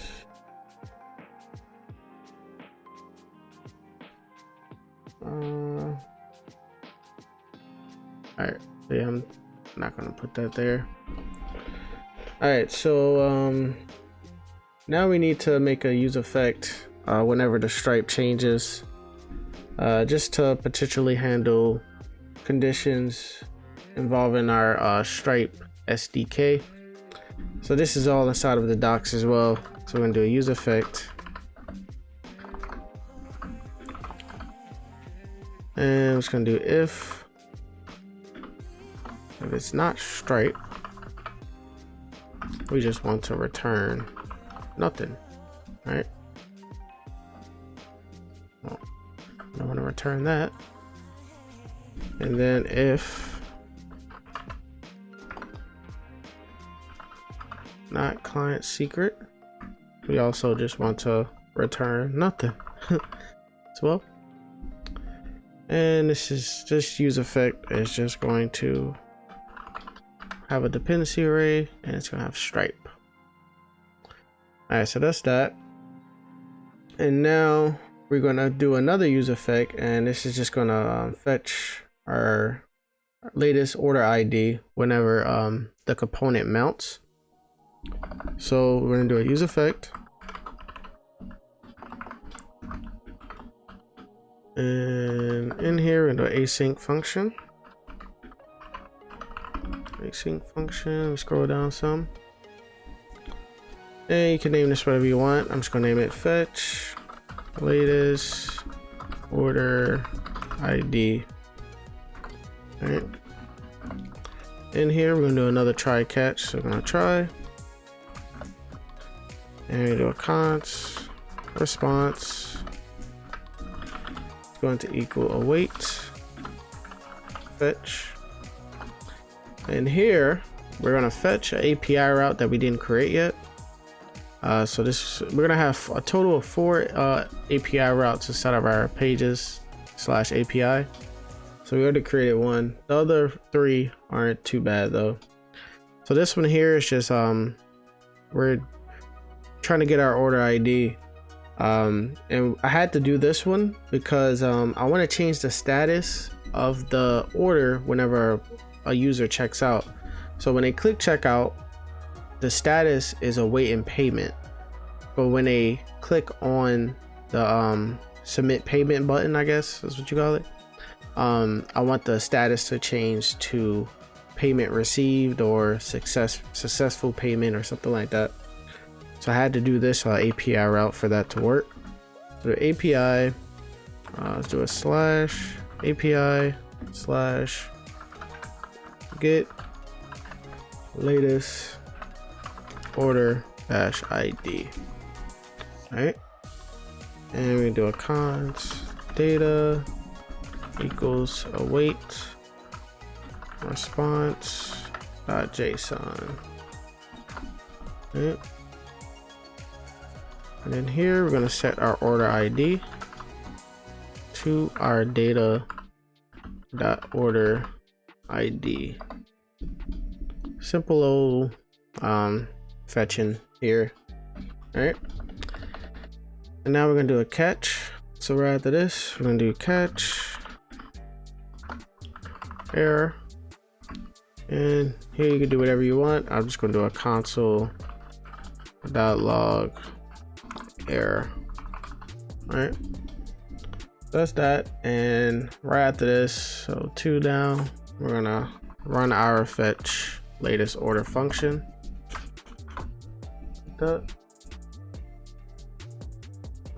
Somebody was coming in here, that's weird. And this is gonna be have a dependency array. All right, so after this use effect, I probably should be doing little comments and stuff on what this stuff is. I'm trying to explain it the best I can. I know I suck at explaining things. And that's the whole reason why I started doing tutorials, is because, you know, I don't want to get into that job interview and it'd be like, hey, what's use state? I use that every single day, but if you get me to explain it, man, it's like I never used the thing before. All right, so now we're going to need a function to handle our form submission. And do a cons, handle submit. Scroll down, and this is going to equal async function. And for it's going to take event, and we're just going to go ahead and get rid of this TypeScript error now. It's going to be React form event, like that. All right, let me just make some space. It's just bothering me a little bit. All right, so in here, make sure we do the arrow. So in here, first thing we're gonna do is e.prevent default, so the page won't refresh whenever we submit. And we're gonna do if, make some space. If it's not Stripe or elements, we just want to return. All right, and we also want to set loading. Set is loading to true. And now we're gonna confirm the payment using Stripe. So we're gonna do Stripe dot confirm. So all this should be auto complete. Confirm payment. There we go. It has a bunch of shit. Maybe with Stripe. Let's see how much I got right quick. So Stripe dot, and look at this. Sheesh. All right, Stripe dot confirm payment, and parentheses and in brackets. I'm gonna do elements, comma, and we're also gonna do a redirect, and we're gonna do if required. All this is inside of the documents as well. The if required, and then we also gonna do a dot then.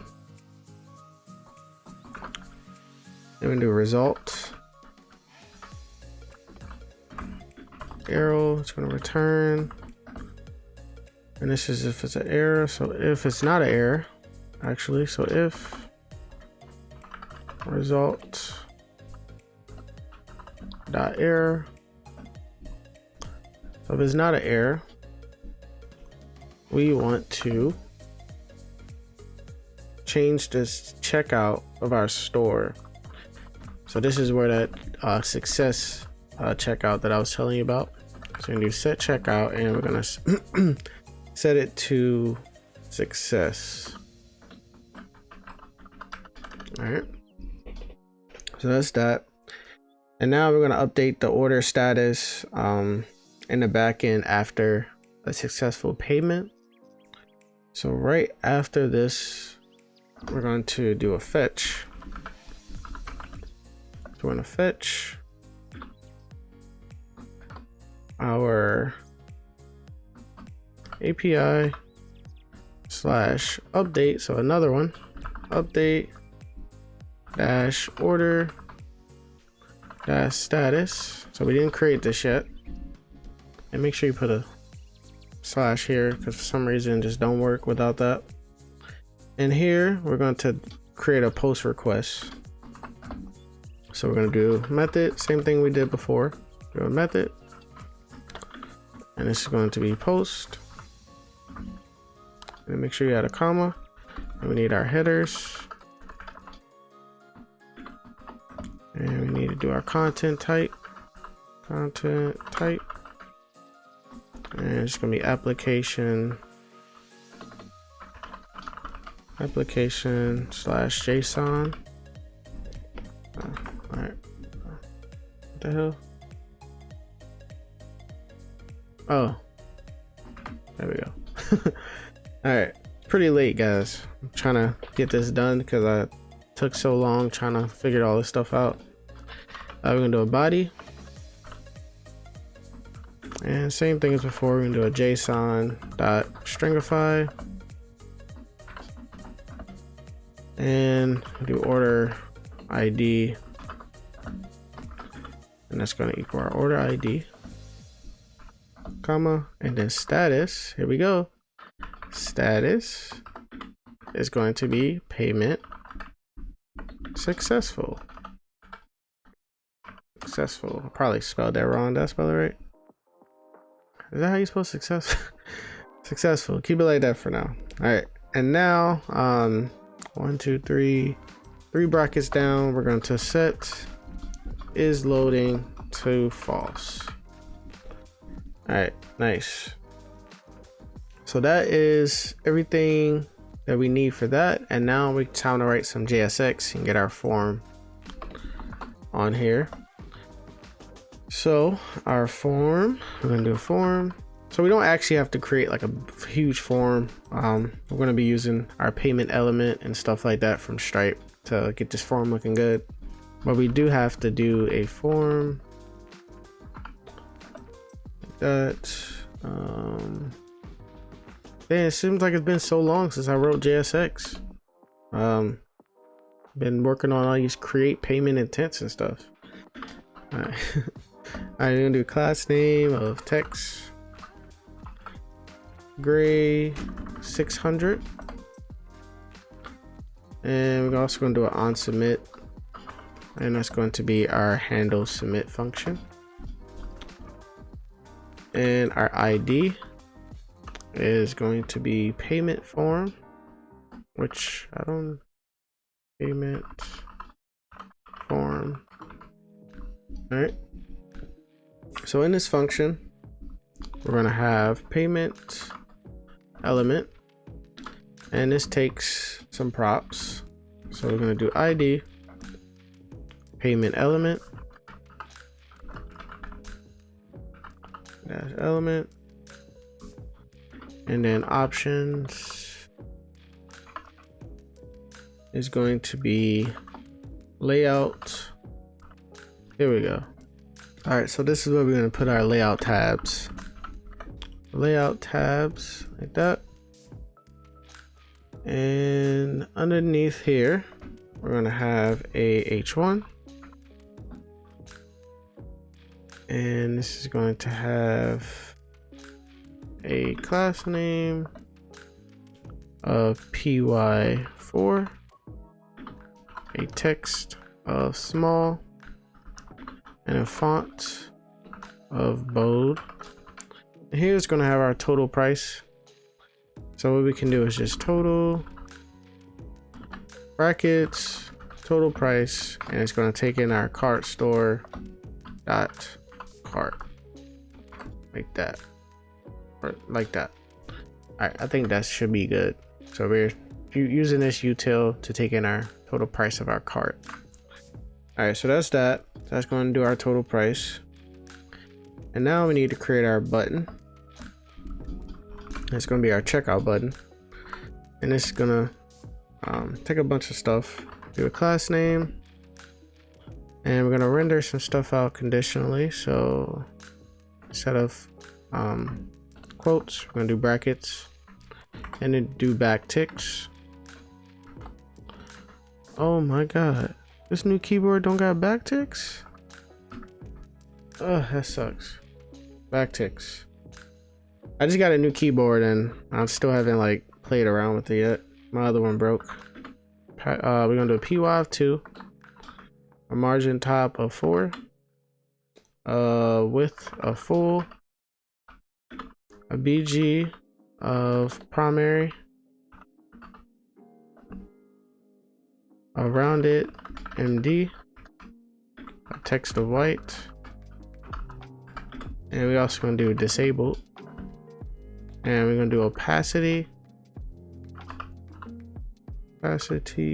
of 25. All right, so that's that. Now This is also going to take an ID of submit.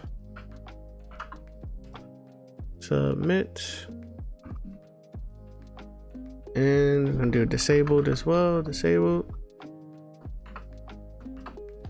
And now we're going to do it is loading. Oh my god. Or if it's not Stripe, or we don't have our elements as well, like that. All right, and in here in the side of the button, I have a span with the ID of button text. And we're gonna do is loading. We're gonna return a span.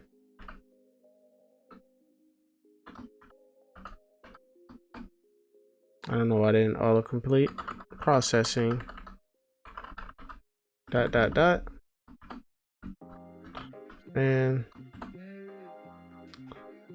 And then else is just gonna say pay now. Pay now. And span. Like that. Alright, so there we go. I believe that should be it. Alright, so I think I see the issue, guys. So once inside of our managed order in DB, so inside of our create payment intent, so if we're sending over the payment intent ID, we should just be sending the payment intent, I believe. So instead of that, we're gonna do payment intent.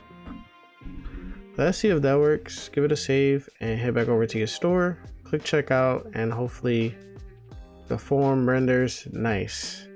Perfect. And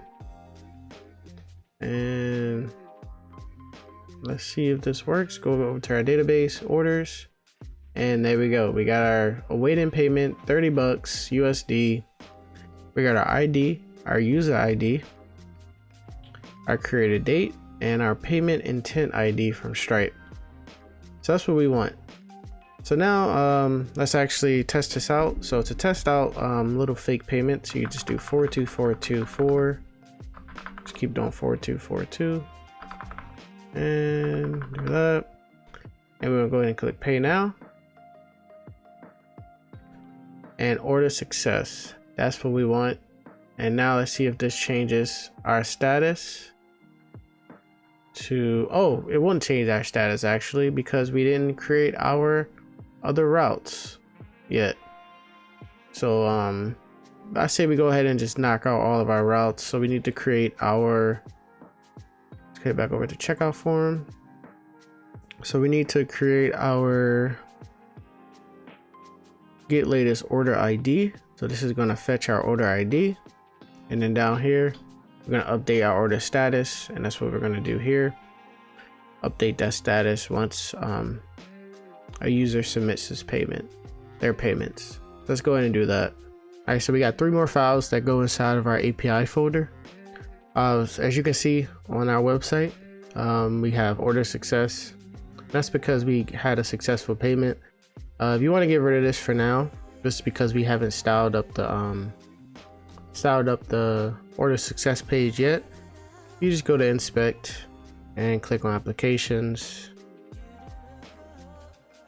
And if you click on cart store, it shows you that our payment intent is, if we have our payment intent ID.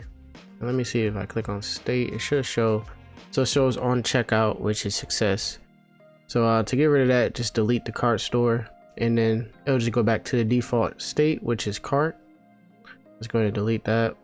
And you can go ahead and delete the alley support as well. Once we refresh, that should get rid of that, and we should be on our cart checkout. There we go. All right, so once we add it, goes back there. Nice. All right, so let's go ahead and create these files inside of our API. So the first one we're going to do is our get latest order ID. Let's go ahead and do that.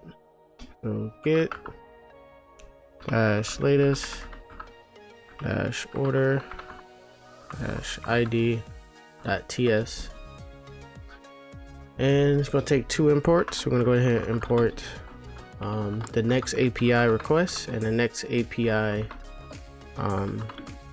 response as well. And actually we're going to also import Prisma from our utils. Import Prisma. I don't know why it doesn't autocomplete. Prisma. And it's going to be from at dash utils dash Prisma. Alright, and I'm kind of zoomed in a bit. Wait, I messed up. This goes here. Hopefully this isn't too far zoomed in. We just spread it out like that. Alright. And now we're going to do an async function which handles our API requests. So we're going to export default async function, and so name a handler again. Spelled function wrong. And this is obviously going to take requests and a response as well. Arrow. All right. And we don't need this arrow here actually, because we're doing the we're not doing the arrow function. All right. So we're gonna do our try and catch. So first thing we're gonna do is we're gonna try and we're gonna fetch the most recent orders from our database. And to do that, Prisma has this built-in method called find first. We're gonna try, and we're gonna do a const latest order, and then this is going to equal await Prisma dot orders, and then once we click that, we get access to all this again. And we're doing find first. So now we need to tell it where to look. So we're going to order by, so you can order by, and what this does is we're gonna I'm trying to explain it. We're gonna basically sort the orders by the descending date. So what we'll do is we'll do created date, and all you got to do is do descending like that. It's already built in, so you can do ascending or descending. All right, and then we're gonna do a comma, and then we're gonna do select.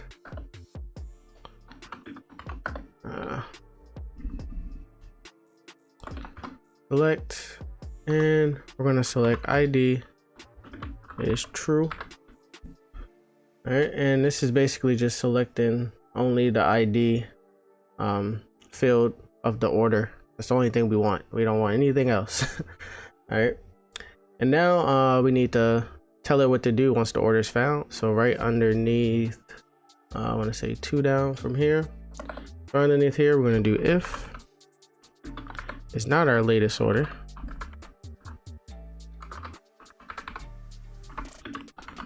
We're gonna return a res.status 404. All right, and it's got to be .json, and you could do order ID latest order .id like that. I apologize. It's not supposed to be order ID. This is for if we find the latest order. So this is going to be our error message at this red status 404. I just woke up, guys. I'm sorry. So it's going to be a message, and it's going to be no orders found. No orders found. Like that. All right, and now we need to tell it to do if the order is found. So right underneath here, we're going to do return res.status 200. It's going to be .json, and we're going to return the order ID of our latest order .id. All right, cool. And now we need to, since we got to try, we got to do a catch. So we're going to do catch error. And you could just do a if you want, you could do a res.status 500. I mean, I guess that's the right way to do it. I was just gonna console.error it, but we can do a res.status 500.json, and then we just do a message, and this could say internal server error, like that. All right. So we're getting to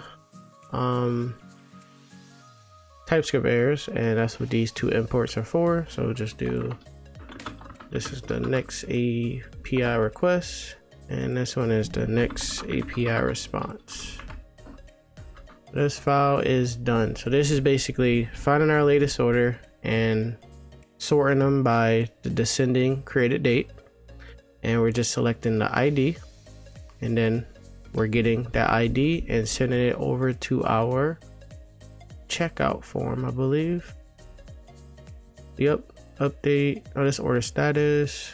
So here with this async function here, we're fetching the latest order ID, and we need this to change the status of this order. You can grab, like, you guys can play around with this to learn it a little bit better. I was playing around with it a little bit as well. So you don't need to just grab the ID. You can grab the payment intent, because this is a unique ID as well, and it goes with every single order. But the one thing I don't recommend is the user ID, because once I tried that one, all hell broke loose, because the same user can create multiple orders and create multiple IDs and multiple payment intent. So it would just it changed the status on all of those orders that the user made. So we don't want that. So now let's do another one. Let's go ahead and do, let's see what else we got. We got two more. So we got an update order status, and this is also on our checkout form. So this is going to update the status for us on the side of our pages. I'm gonna do another one, and this is going to be called update dash order dash status .ts.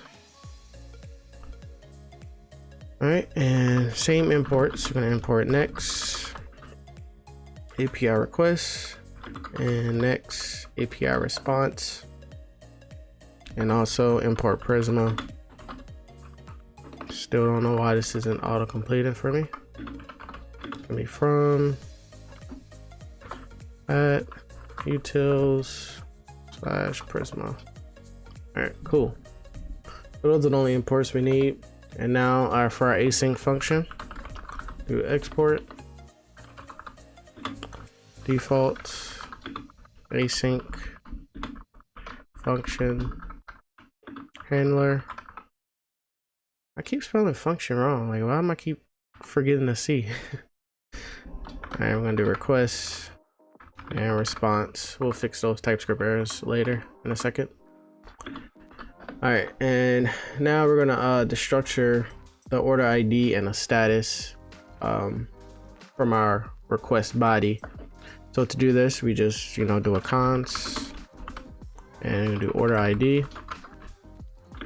and status, and it's gonna equal rec dot body. All right, and then for our try catch, I'm gonna try. And so for our first one, we're going to do an update. We're going to update the order status in the database based on the provided ID. Based on this ID, that's when we're going to update the status. So we're going to do Prisma orders.update this time. I believe we use this inside of our payment intent as well, the update method. So update it order. It's going to equal await Prisma dot orders dot update, and now we need to tell it what to update. All right, so first we need to specify where to update it, well, which order to update. So we're going to do where, and this is going to be ID, our order ID, And we do a comma, and I'm getting an error for some reason. Let's see, update. I think because probably take 2. And we also need to do the data. And this is going to be status and status, like that. All right, cool.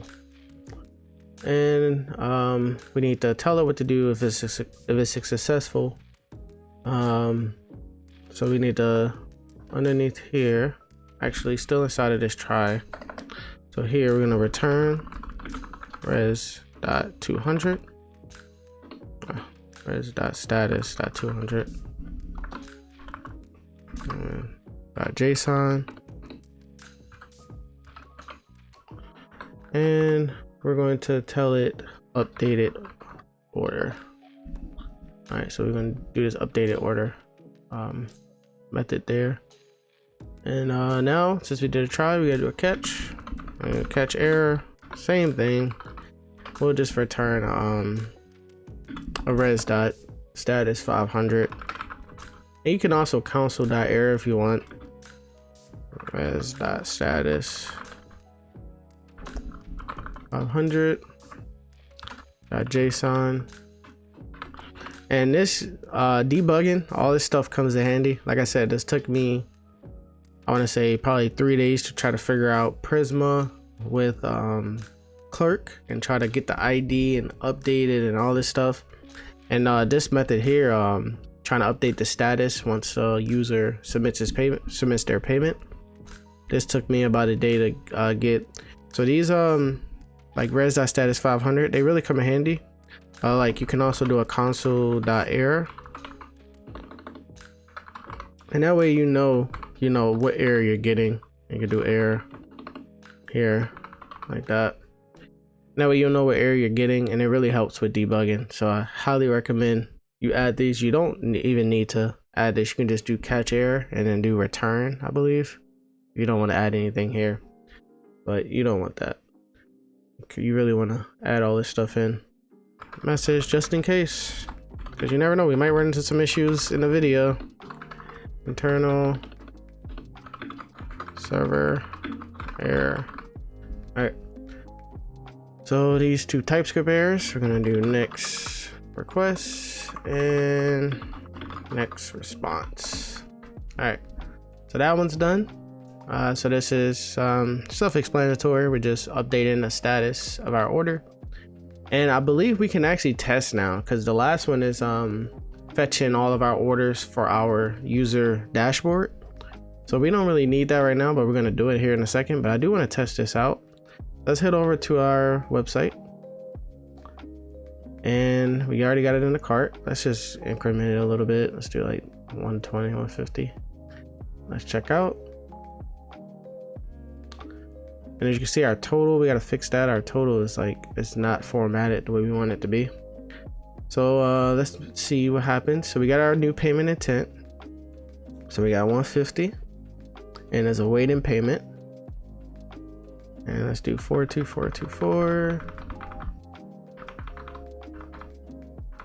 All right, let's test this out. Pay now. We're getting an error, maybe because 424 pay now. Okay, there we go. I forgot. It got to be 424242. If you do like mess up and do like a 444 or something, it don't work. There we go. Payment successful. We had changed inside of our database. That's really good. And also inside of our payments, inside our Stripe, it also captures the payment as well. So let's refresh.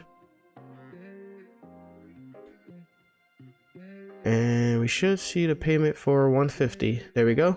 So you're probably wondering, why do a database if Stripe is already capturing our payments? So Stripe is just keeping track of our payments. What we're going to add is a user dashboard on our website.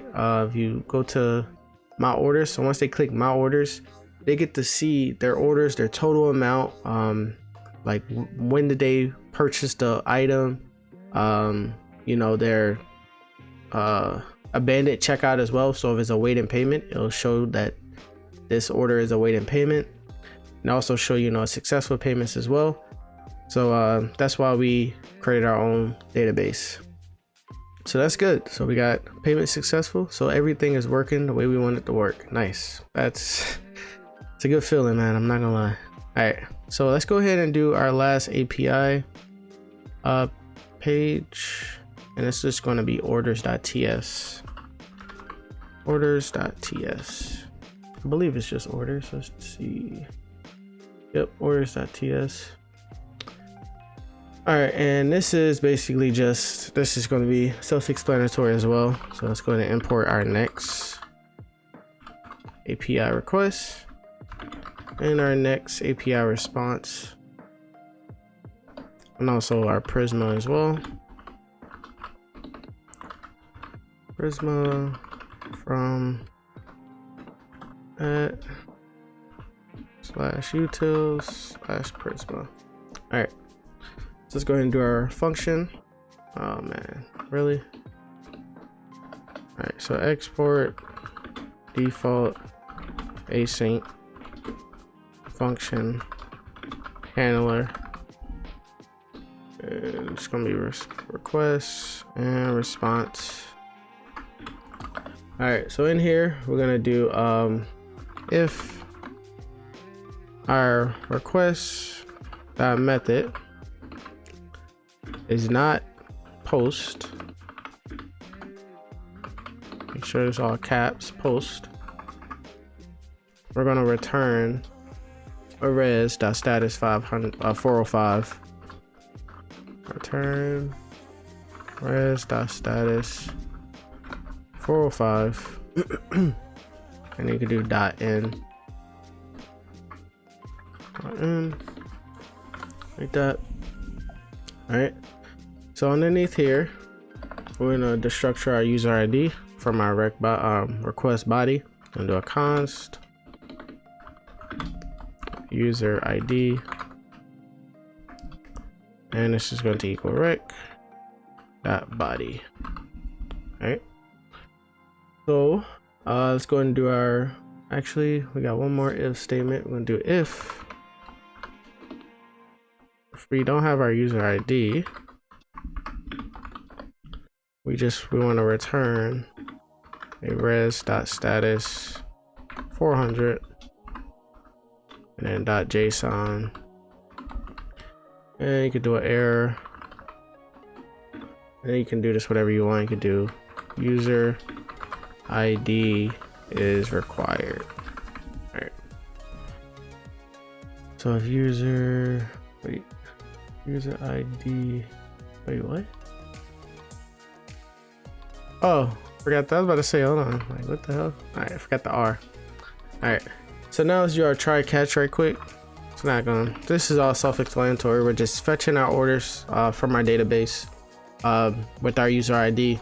So if we don't have a user ID, user ID is required. It's gonna return a res.status 400. So now we're gonna use some Prisma methods, and we're gonna use the find menu method. So const orders is gonna be equal to await Prisma dot orders. I think it's dot orders dot find many. All right. Then you tell it where. So where. So we want to define, all of the orders that's associated with that user ID, and this user ID is coming from Clerk. User ID. All right, and 2 down. Now we're gonna return a res.status 200.json, and we're going to return our orders. All right, and now we need that little, the catch thing, catch error, and you can do a console.error, and you can also do a res.status 500.json. And in here, I have a message. And same thing, internal server error. All right. So there we go. Let's go ahead and get rid of these errors. Next request. Next API request, and next API response. Nice. So those are complete. We can go ahead and close out our APIs. So you're probably wondering, you know, these these are TypeScript errors. You don't got to get rid of these. I mean, if you want, you can do like as string, I believe, or maybe but when I tried to fix these TypeScript errors, it kind of broke the site. So I figured we'll keep these ones here, which is totally fine. It's not really messing up anything. So let's close out of that, and close out of this, close out of that, and close out of everything. And now I say we go ahead and work on our success page, and then work on our user dashboard, and we'll be completely done. And there's a few minor things we have to do, like fix up the cart as well on mobile. It kind of look weird on mobile, and also center some of these text on mobile as well. So let's go ahead and do the success page and go ahead and do our user dashboard. All right, so head over to our order success component, and let's go ahead and import everything we need. We're gonna import use effect, and we're gonna import our use cart store. Use cart store, and also our use clerk hook from clerk. Use clerk. All right, Next.js. All right, so let's go ahead and cons cart store. It's going to equal our use cart store hook. All right, and then we also need our user from our clerk. We'll do a cons user. It's going to be from use clerk. Okay, and now we're going to do a use effect, and inside this use effect, we're gonna whenever we hit the success page, we're gonna run a use effect that set our payment intent back to the default, and is also going to clear our cart as well. So that's what we made this clear cart inside of our store. Where's my store? To head over to our store, we made this clear cart function there and down here. So what it does is basically just empties out our cart, and that's what we want. Let's see, head back over to order success, close out of that. So let's go ahead and run a use effect.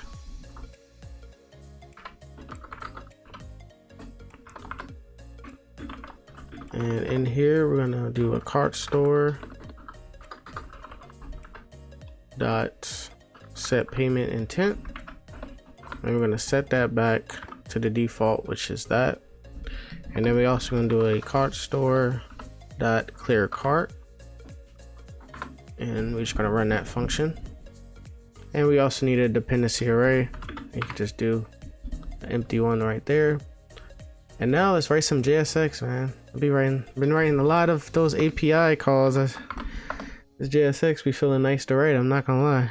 All right, so let's go ahead and put fragments, and we have a button here. And this button is gonna have an on click.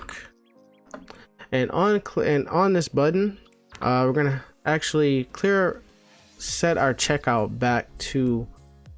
Actually, hold on. Now I think about it. Okay, no, we want this button here like that. All right, because I was trying to find a way to actually switch this back. Sorry about the truck out there, give it a second. Okay, So I was trying to figure out how to switch this back to cart, because once we switch it back to cart, you won't be able to see any of this because this is success. So the only way that I figured out how to do it was to add a back to store button at the top of this, and once you click back to store, it changes the checkout back to cart. That's the only way I figured out how to do it. I was also thinking about maybe adding it to the checkout button itself, but once we switch it back to checkout, we won't see this order success page because this is on checkout success, if that makes sense. So yeah, this is the only way I see us doing this. So set checkout, and this is going to be cart. All right, set checkout to cart, and inside of this button, just gonna say back to store. All right, so that should appear here. It should. Let's see, maybe get us a refresh. Oh, we get an internal error. Nice. All right, let's go ahead and restart our server. All right, so we're getting. All right, I don't know what that is. All right. npm run dev. Sometimes this happens with Next.js, I'm not gonna lie. It just randomly crashes.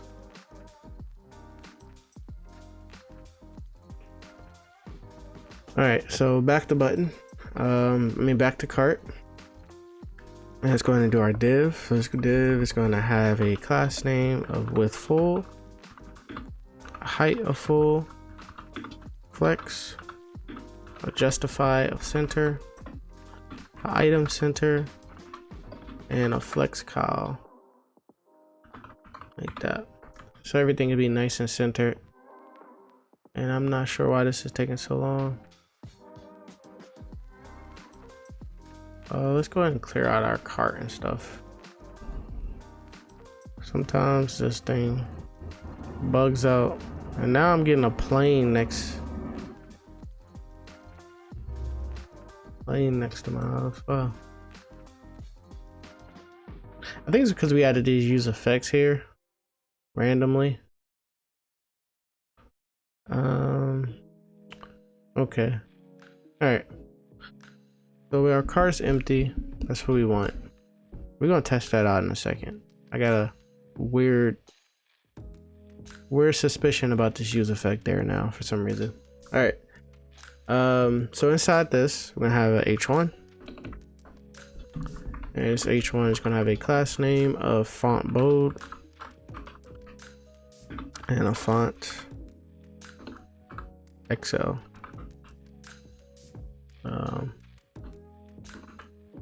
Wait, the text XL, not font XL. All right.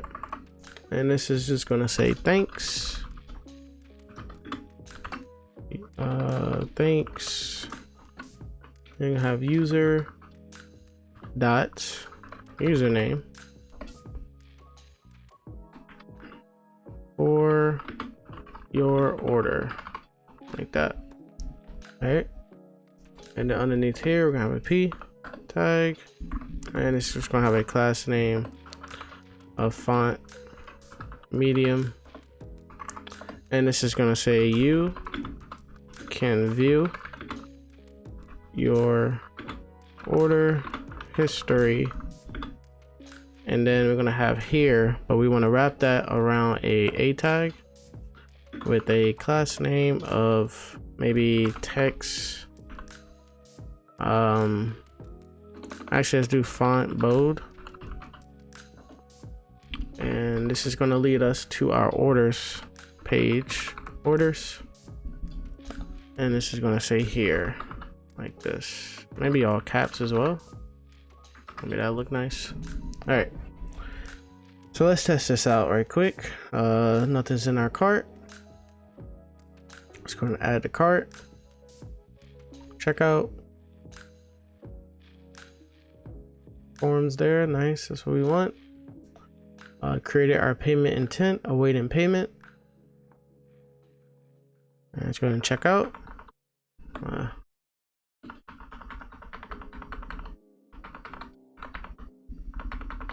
Alright. There we go. Thanks, Hydros, for your order. You can view your order history here. And actually, what I should do also is once they click on this, we should also, so she have two ways to set the checkout back to cart. So that's what we're gonna do. We're gonna add an on click to this as well. So let's actually just copy this on click up here. Copy and add it on this A tag as well. Because once we click here, it's gonna send us back, send this to our orders tab. Oh, we don't got yet, it's a 404 because we didn't make it yet. But if we go back to our store, our cart should be set, our checkout should be set back to cart. Maybe not, hold on. On click. Set checkout to cart.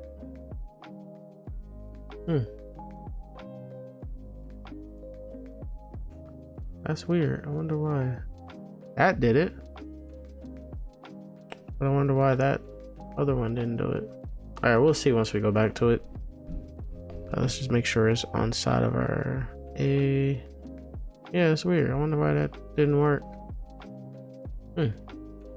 Alright. Trying to think. Maybe we should take off this class name here like this. And wrap this in a span.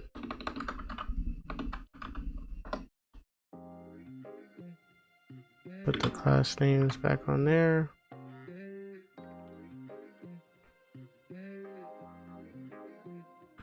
And wrap this here with a span like this. Alright, let's test that out. Let's also make sure this changed to payment successful. That's good. Let's try it again. Check out. 42424.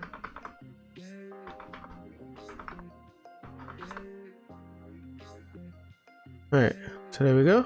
And once we click, maybe because we're getting the 404 error, maybe once we create our, oh, there it goes. There it went. Okay, nice. And then we're on orders. And now if we go back to our local host, now our checkout should be back to cart. Nice. That is perfect. All right. All right, so our order success is done, and now it's going to work on a user dashboard. All right, so to create the order page, we're going to be using app routing. So to just so easy to do. I don't think I've used React Router in a few months now. I've been using Next.js a lot. So to do this, inside of the app folder, you're just going to create orders. And in here, it's going to create a page.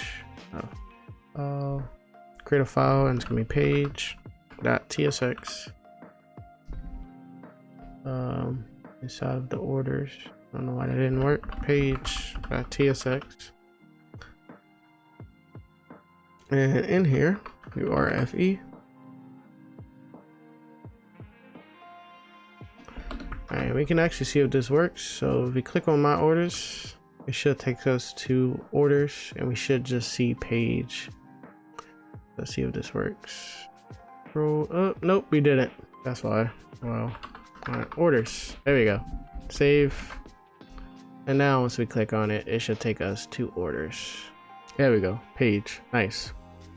Alright, so let's start styling up this page. It's a pretty long page here, I'm not gonna lie. I believe it's like 100 lines of code. Let's go to import everything we need. We're gonna import use state. We're gonna import use effect. And import our use user hook from Clerk. Use user. Oh, not user. Use user from Clerk. And we're going to import our format price. and we also going to import format date. So we didn't create that yet. And I don't think we did. Did we do order types yet? Yeah, so we got to actually do some stuff after this.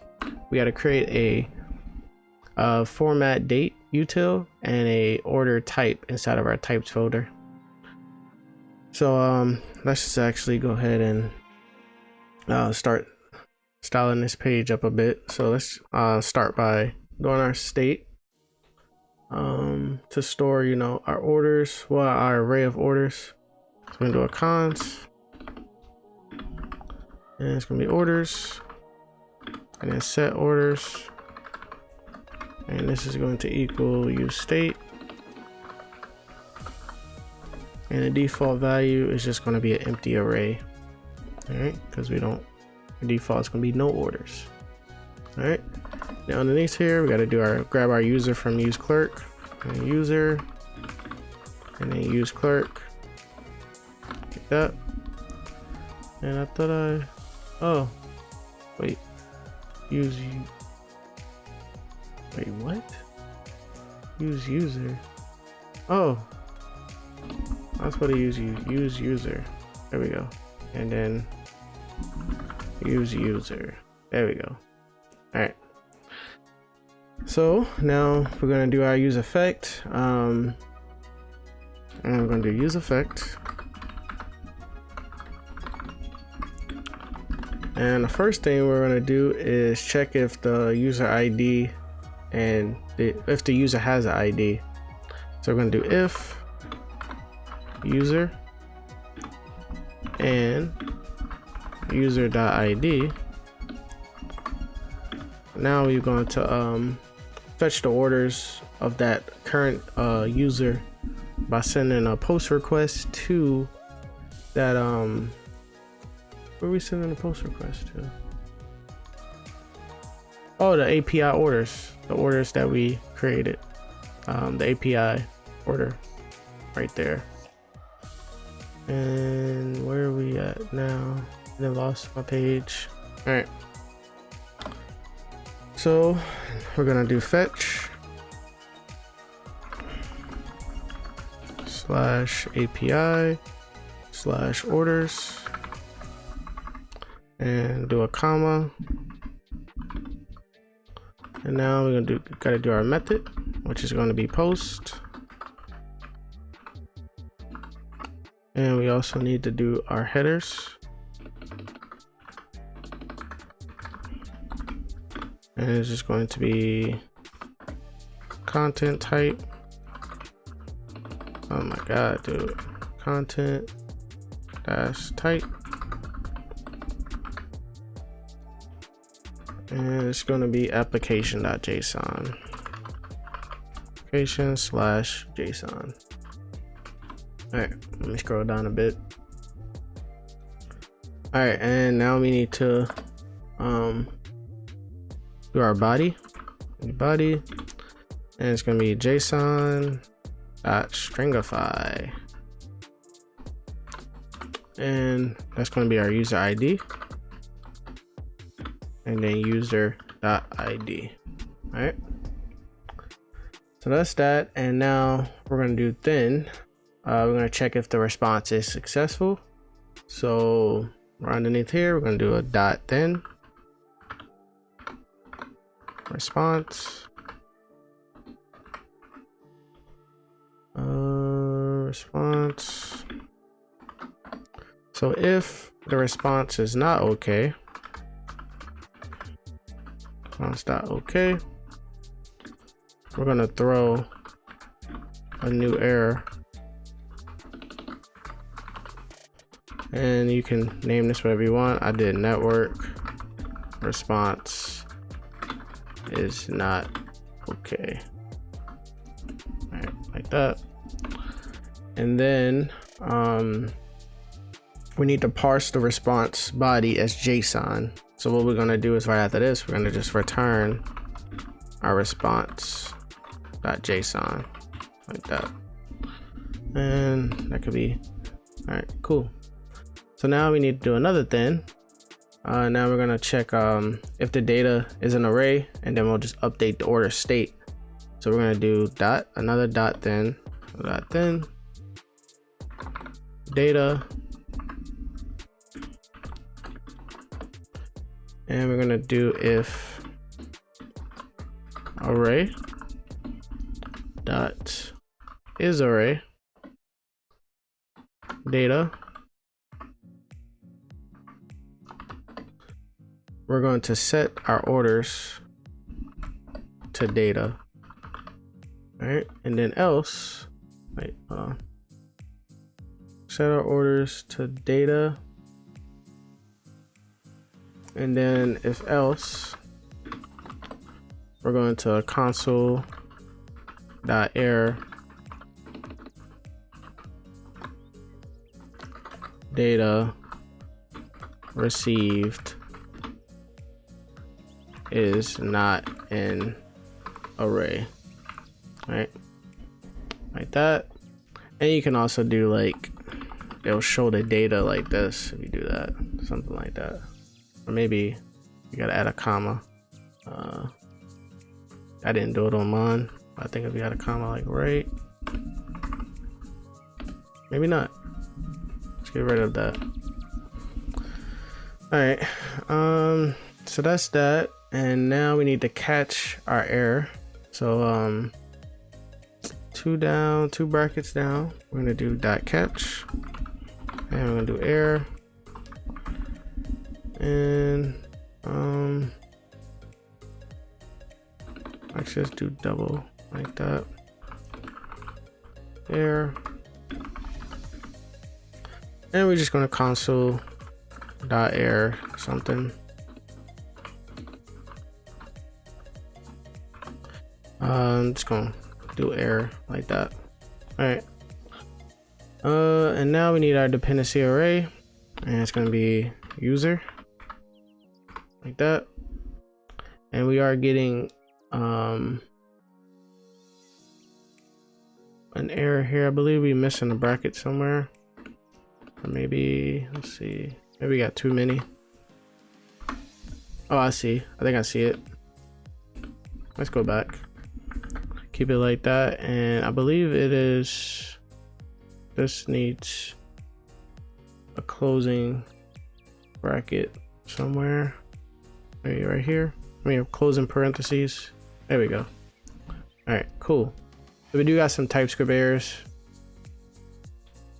and we are using use effect, so we got to use client in this component. Just go to import that. I mean, go ahead and put that at the top. Use client. All right.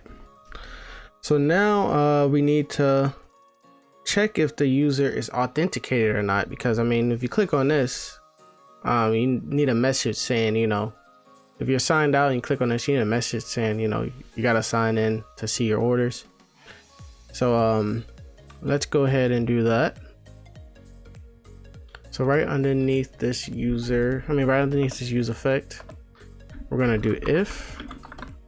So if you're not a user, if you're not signed in, we're gonna return some JSX.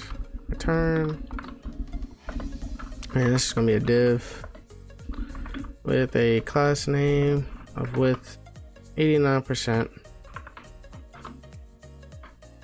a M of auto, a text center, and a margin top of 10. And this div is going to be h2 with a class name of font bold, a text 2xl, a text primary, and uppercase. And you can name this whatever you want. I did whoa there dot, and then at the bottom of it we're gonna have a P, and it's just gonna say you must be signed in to view orders. All right, there we go. And we can actually test this out right quick. Let's go ahead and sign out, and it's gonna send us back to, hopefully it lets me sign back in without Let's see. So it's redirecting me to sign back in. We gotta figure that out too. All right, let's just sign in. Yeah, we gotta figure that out. That is weird. I mean, it's not a bad thing, but all right. So now let's go ahead and render out our component down here if the user is signed in. So let's go ahead and go over to my orders. All right, cool.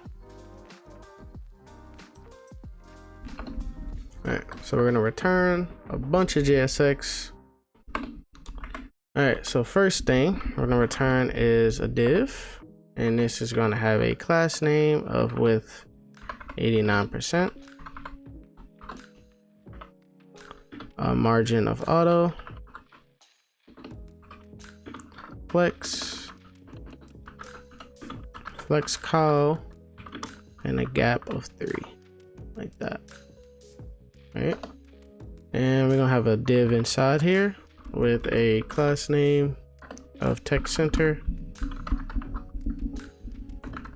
and my of 10, margin top and bottom. And inside of this div we're gonna have h2 that's with a class name of font bold, text 2xl, text of primary, and uppercase as well. And in this one we're gonna have hello, and we're gonna have our user.name, user.username. Right, like that. So that's gonna be our user.username, and you could do a exclamation point right there. And then we're gonna have a p tag that says below are your recent orders. Okay, nice. All right, now let's go ahead and render our orders. So we're gonna do brackets. I'm gonna do orders dot length. So if our orders dot length is less than 1, we want to return some JSX. That's just gonna be a div with a class name of font bold, text center, text LG, and uppercase. And in here we're just gonna say no recent orders. So we shouldn't see this because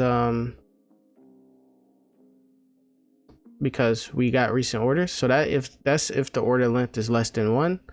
So else, this is where we're gonna render out our orders. So we're gonna do a fragment, and in here we're gonna map through our orders. So we're gonna do orders.map,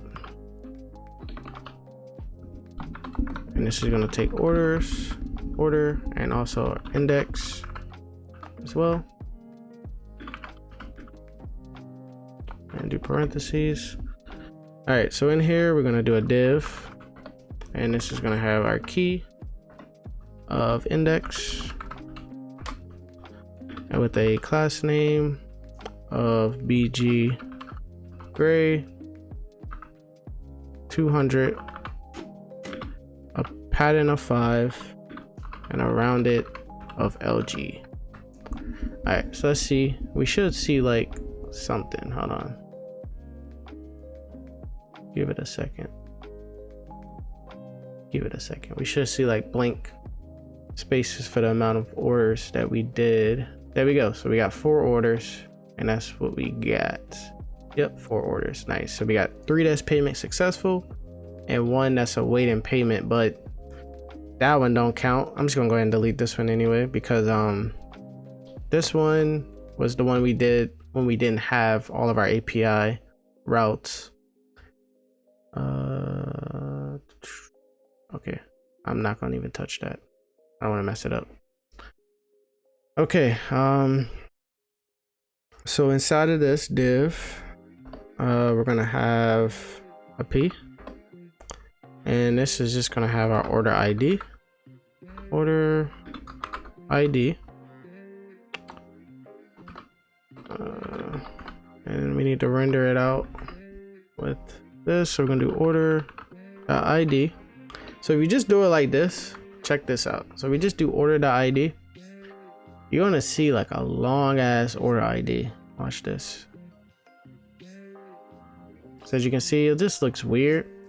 So to get rid of that, we're gonna display it, and we're just gonna only display the numeric parts of it, so the numbers. And to do that, you're just gonna do dot replace.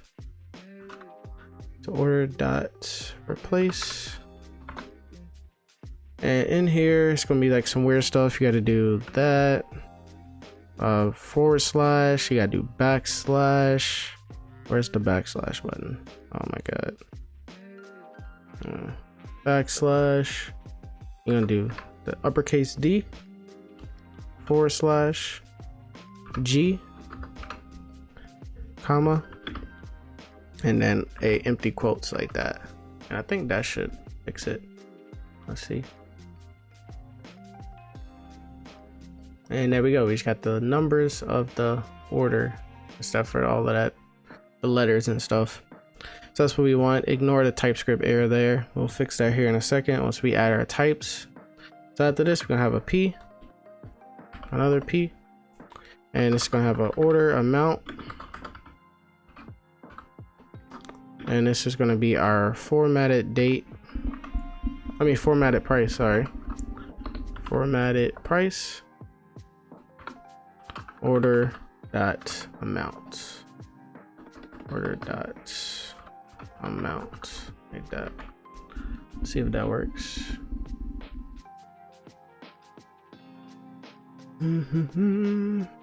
Okay, there we go. I order that amount. Nice.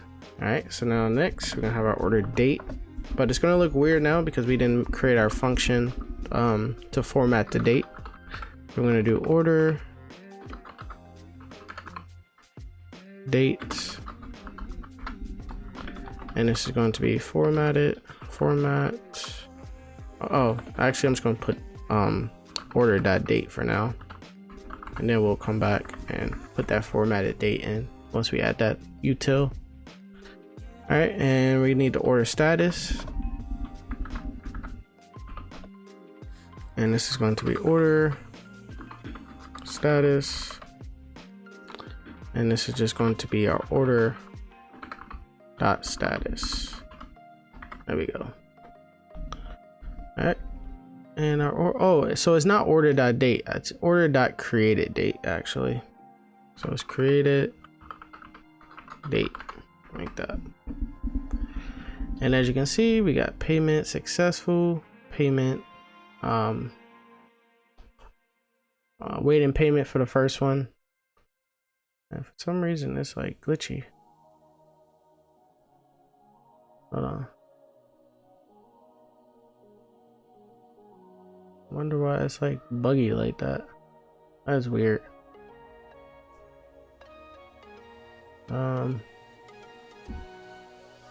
Oh, maybe because, okay, I know why. It's because we don't have anything underneath here. So if we had like more, we'll be able to scroll, but can't really scroll. So as you can see how it scrolls perfectly there. But once you get to like right here, it's like trying to scroll, but you can't really scroll. All right, so yeah, that's good.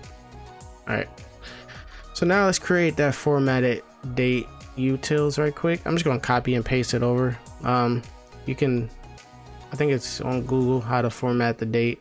Actually, I think it's on, I forgot where I got this function from. So inside the utils, you're gonna do format date.ts, and let me go ahead and open up over here.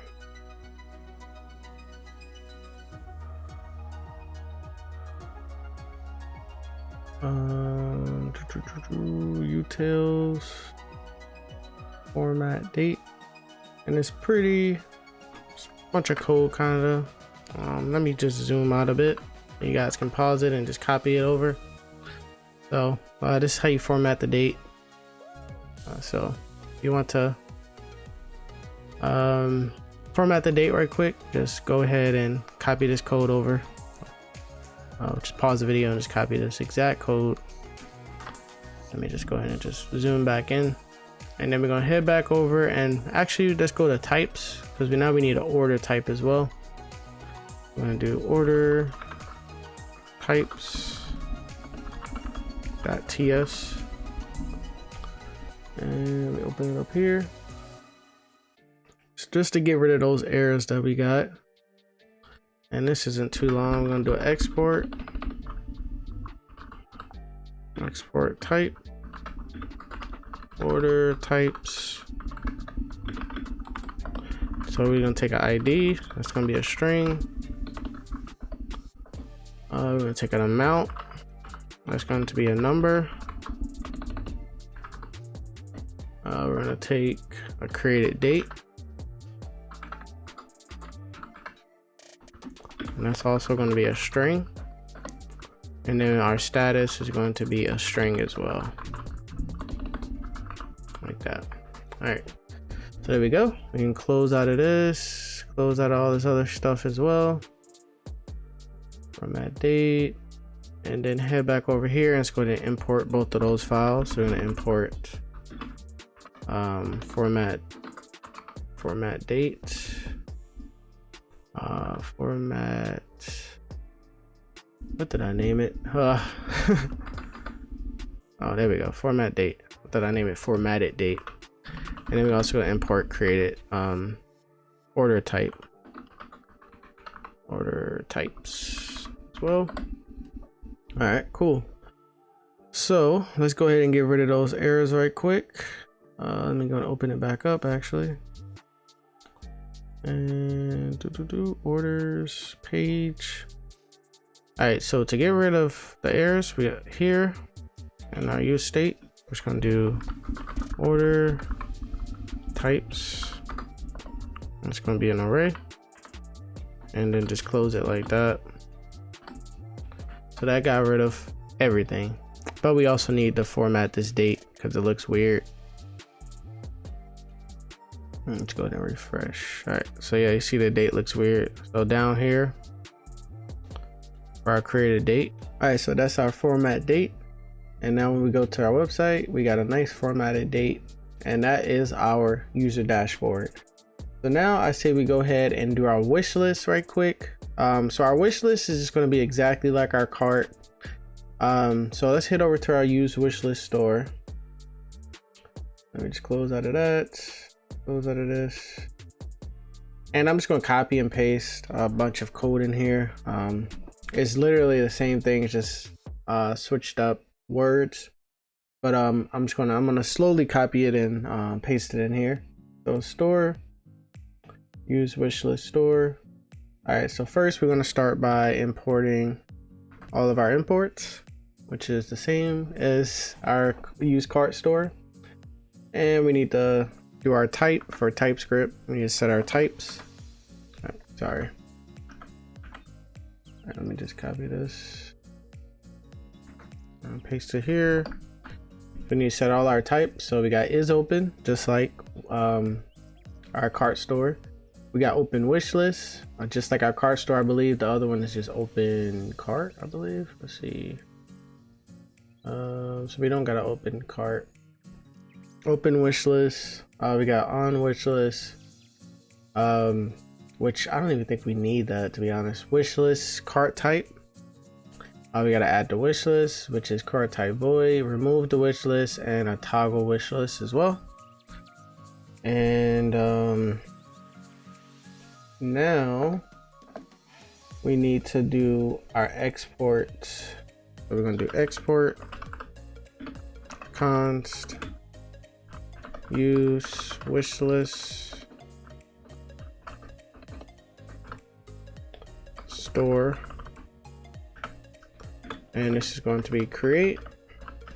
And for TypeScript, we're just going to do wish list state there, like that, and do parentheses, and then do another parentheses, and then in here we're going to do persist, and then do another parentheses, And then in here is where we're going to set all our stuff. So we're going to set our initial values. I'm going to copy this. So inside of this persist. So these are our initial values. We got is open false, open wish list false, wish list is going to be empty, and our on wish list is wish list. Just making sure I'm not getting a call. And now we're going to set our state. So the first one we're going to do is toggle wish list. So right underneath here, and this is the same thing as toggle cart. This is just for it to open. And then we're going to have our add to wish list functionality, and this is the same thing as the add to cart functionality, but we just change up cart item to wish item. So it's the same exact thing. Let me just zoom out a little bit so you guys can see. And I'll have the GitHub repository here as well, so you guys will just probably just come and just copy and paste it from there.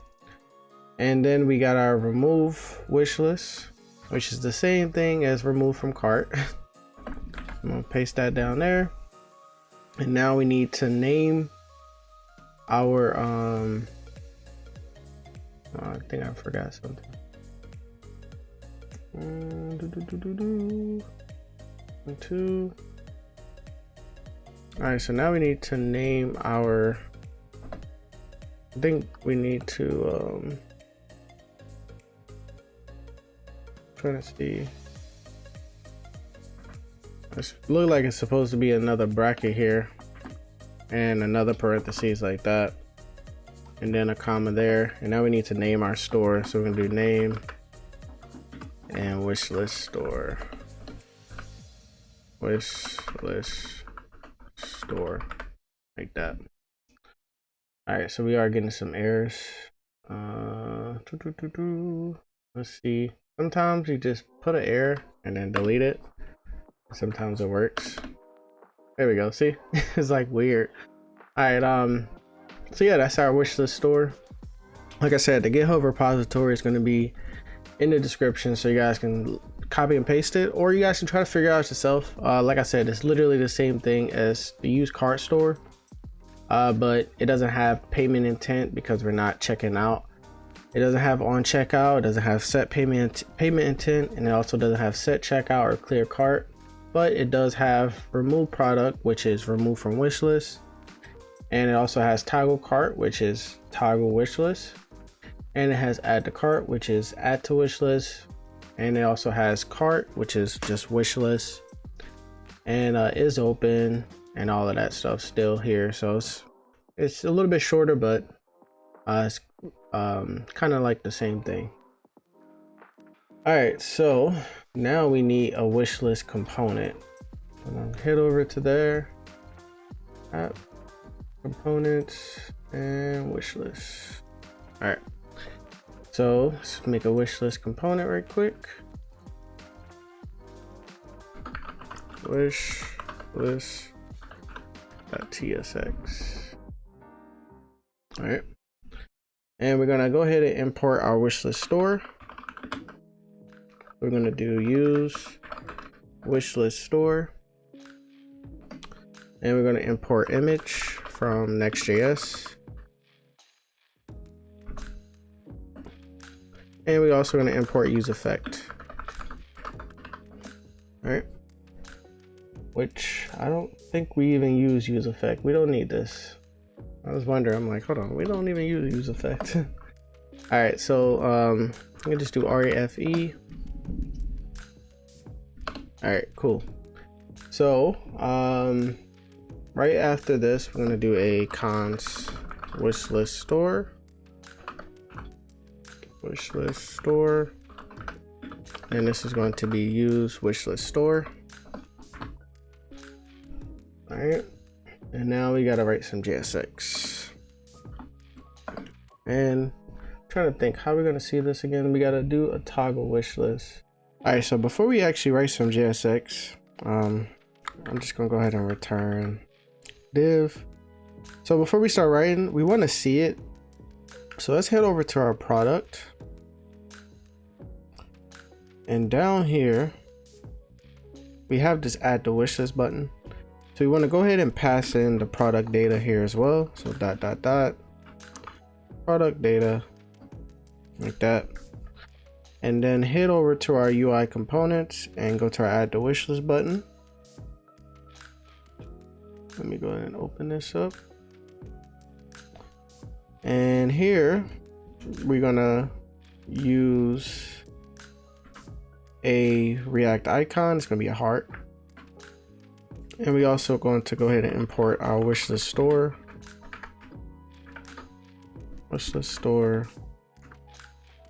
And also our product type. All right.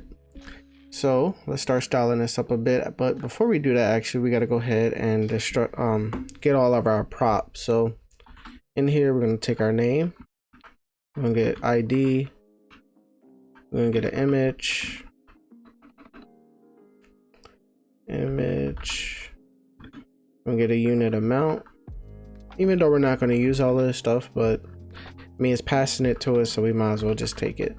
Quantity. And all of this is going to be product type, like that. Okay, I thought we was getting an error for a second. All right, so let's go inside this function. We're gonna do a const wishlist store. And this is going to equal use wishlist, like that. And quantity. Did I spell it right? There we go. All right, so let's write some JSX now for our wishlist button. And to see this, we can just head back home. We don't got a home thing. We gotta put home on our logo there. Probably should make a home or shop maybe. Oh, let's see. Let's go back.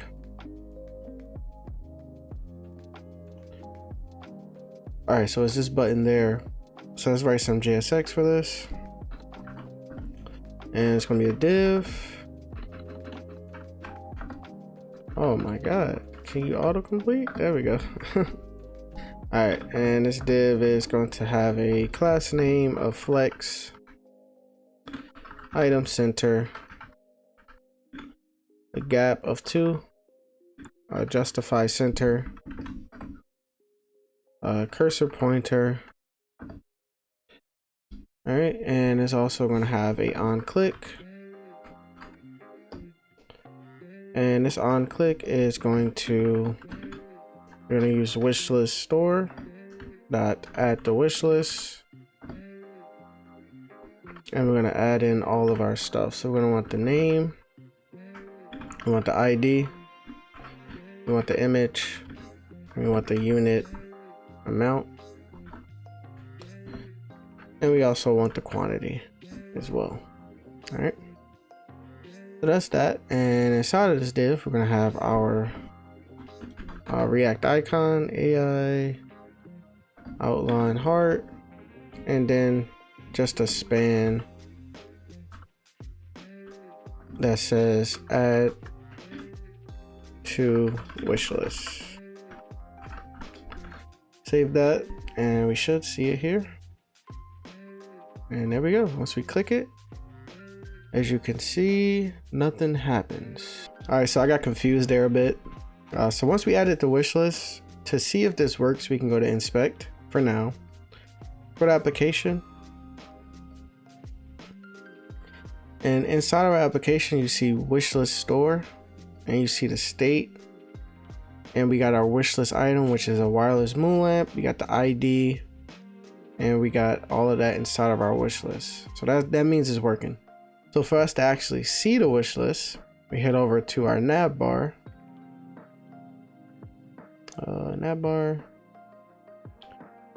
And we need to import our use wishlist store here as well. Use wishlist store. And then maybe right next to where is it? There we go. So here, just do a const use wishlist store, and this is going to equal use cart store Let me use wishlist store like that. Hold on. Wishlist store. There we go. All right. So now we need to add an on click to that heart icon there.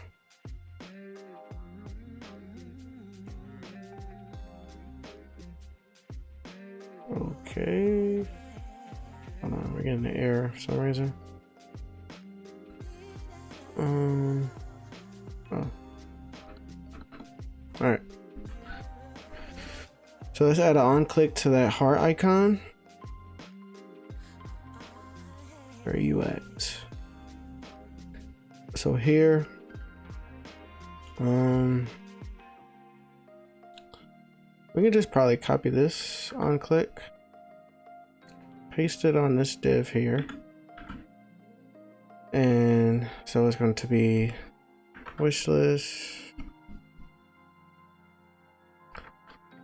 store dot toggle wishlist like that. And it also needs to close like that. All right, so that's going to toggle our wish list. But we also need to add like a cursor pointer as well. Class name, cursor pointer, like that. All right, so once we click, our wish list is open, our wish list is closed. So let's head over to our wish list now. And now for us to see it, we're gonna have to write some JSX. So let's go ahead and do that. And we're gonna return a div. And this div is gonna have an on click. And this on click is going to wishlist.toggle wishlist. Like that. Wishlist store.toggle wishlist. Why is we getting an error here? Hold on. Oh, we've got the arrow. Dude, I am like, holy crap. Alright. And it's also gonna have a class name, fixed, width of full, height of screen, a top of 0, a left of 0, a BG of black /25, and a Z index of 50. All right, so once we click this, let's see if this works. All right, so I think we're gonna do another div inside, and this div is going to have a bunch of stuff. So let me just go here. First thing it's gonna have is an on click, and it's going to take an event, and it's going to return our event dot stop propagation, and then it's also going to have a class name of BG white, position absolute, a right of 0, a top of 0. On medium screens is going to be a width of 2/5, and then for mobile it's going to be a width of 3/4, a height of full, a padding of 12, and that should be it. So we probably still can't see this. I wonder why this isn't working. Hold on, I think I put it on the wrong thing. You know what? I bet you I did. Let's see. Outline heart. Toggle wish list store. Toggle cart. Head over to cart right quick. Oh, wait. Oh my god, I know why. So this is this is hilarious. Okay, so for our nav bar down here, I don't know where I got it at. Where is it? It's somewhere here. Let's see where is that. Let's see, where is that? Wait, do I even gotta import it? Let's see, cart. I'm looking for something. 1 second. There we go. Here we go. All right. So this is what we need. So we need, if our wishlist store is open, we're gonna do n wishlist. Like that. Now, once we click this, we should see it. Let it refresh. Give it 1 second. Come on.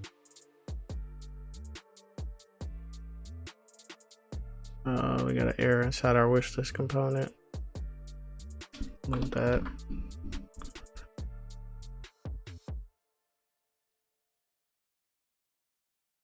All right. So now it should work. Now we should be able to see our wish list.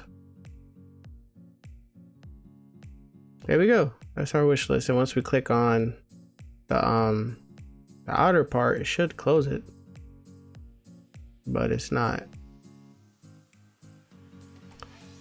Wishlist store, use wishlist store, toggle wishlist. All right, well, since we got it open, let's go ahead and finish it. We'll figure out how to close it here in a second.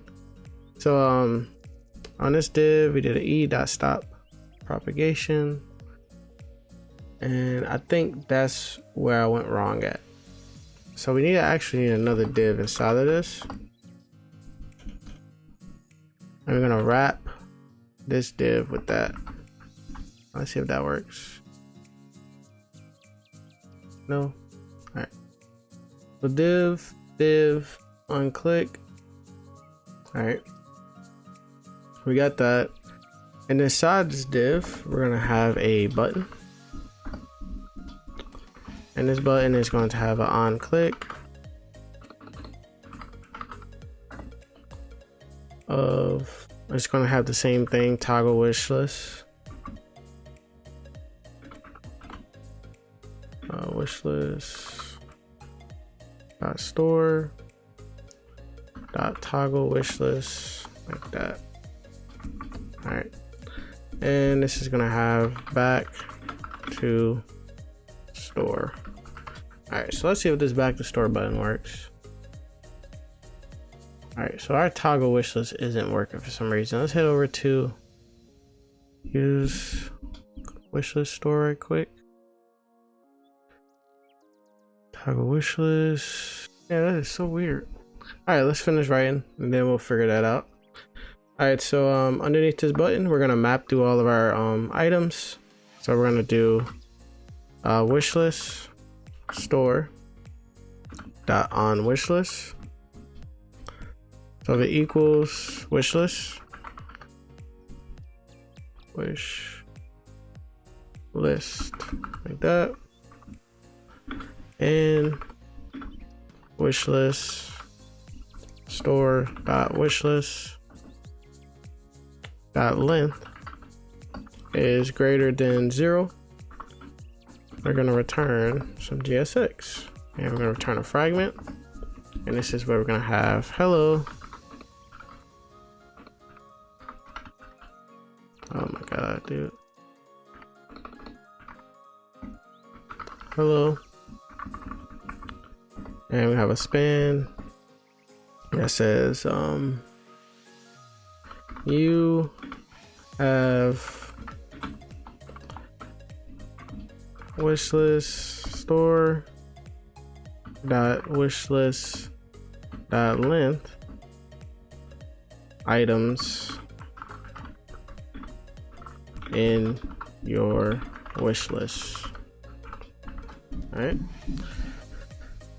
Okay, maybe that's why it's not working. Left 0 top. Hold on.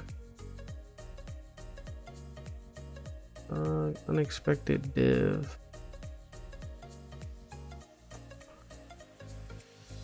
Oh, okay, we need an else, that's why. That makes sense. All right, so let's just finish this up. Let's go have you have a certain amount of wish list items inside of your wish list. And then after this span, we're gonna map through our wish list store. We're gonna map through our wish list. So we're gonna do wishlist.store.wishlist.map, and we're gonna take in a product, and we're gonna return some more JSX. So we're gonna have a div, and this div is gonna have a key, product ID, product.id, and inside of this div we're gonna have our image with the source. It's going to be product.image, and then the alt is going to be product.name,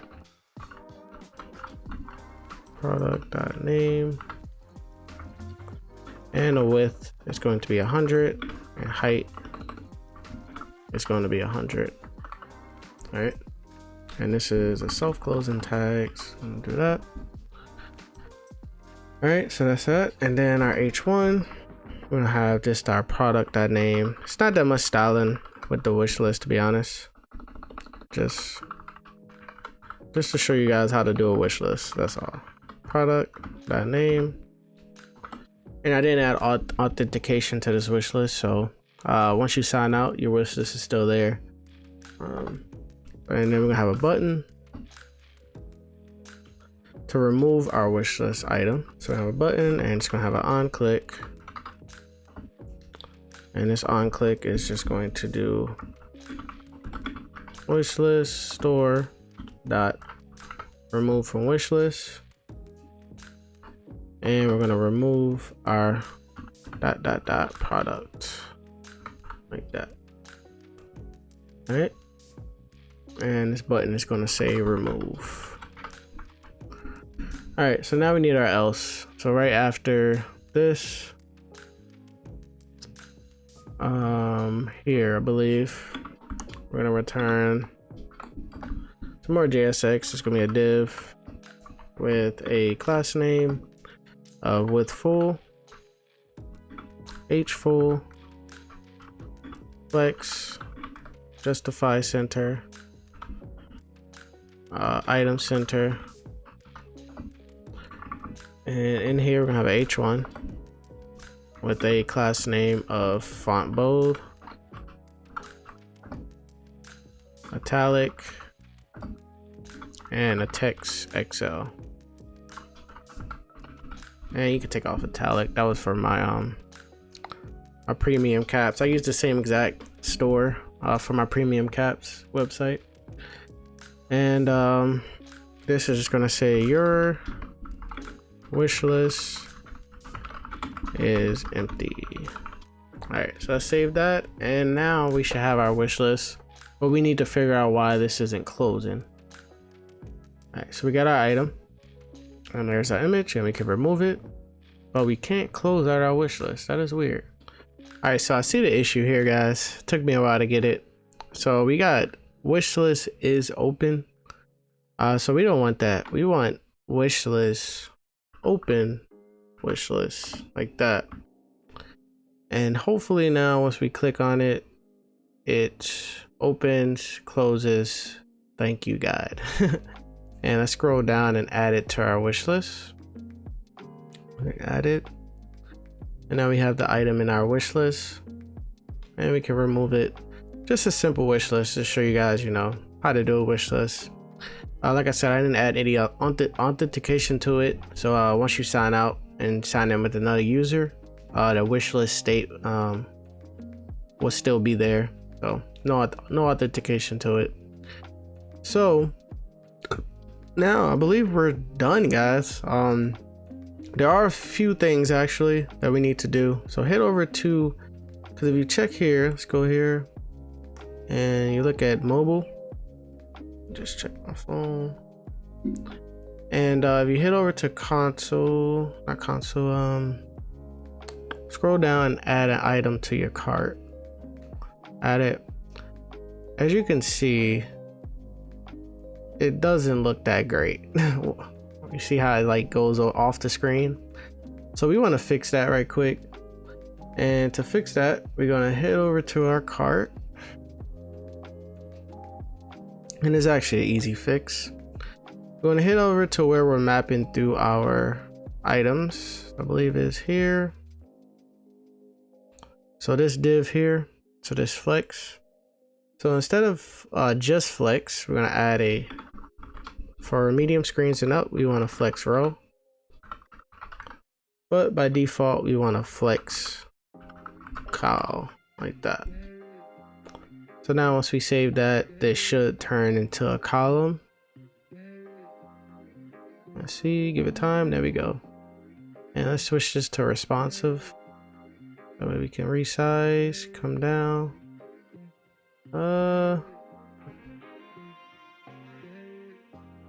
Might want to do large, because right there you see how it's coming off too. So, oh wait, let's give it time to refresh right quick.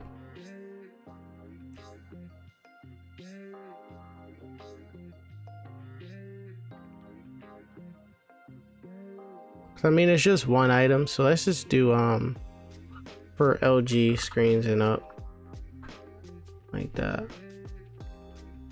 That way it can still be like that, and I think that looks better.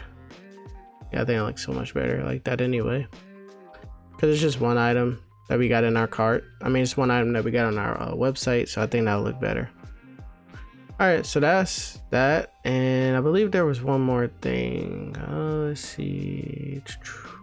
I think that is it. Let's go ahead and check mobile right quick.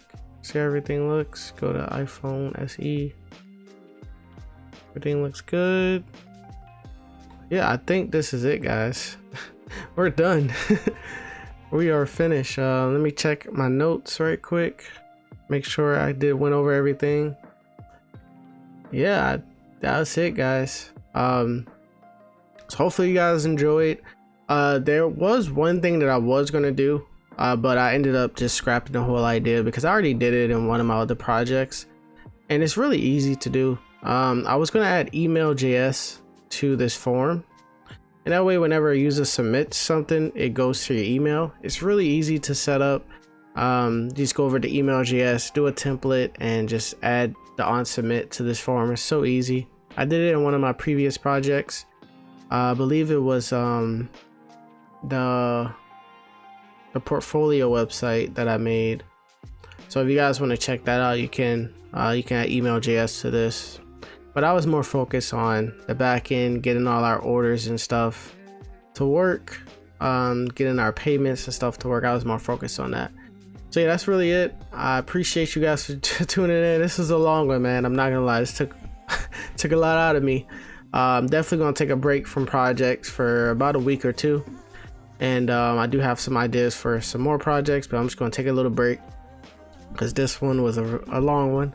And I will see you guys next video. Peace. Alright guys, so I'm back. I thought it was the end of the video, but I started to edit the video and I noticed that I forgot something. So whenever let me just remove this now actually and just save it.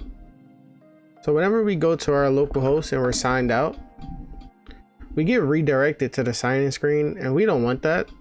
So what you have to do is go to your middleware and do a comma after this API create payment intent, because that's what we want a public route. So what this does is basically this allow users that's not signed in to access these routes.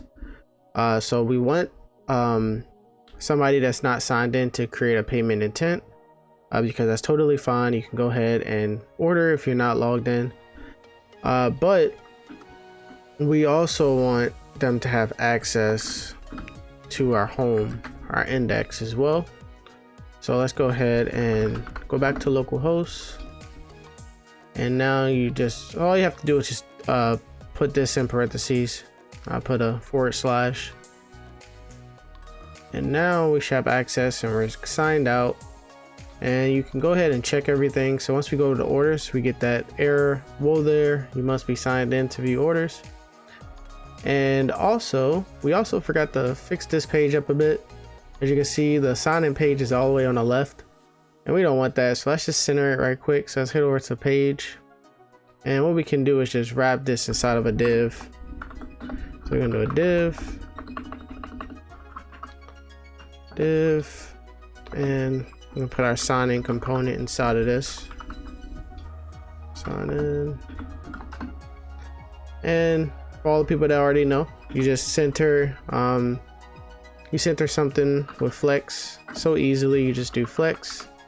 Actually, you want to do a width full, a height, actually a width screen, height screen,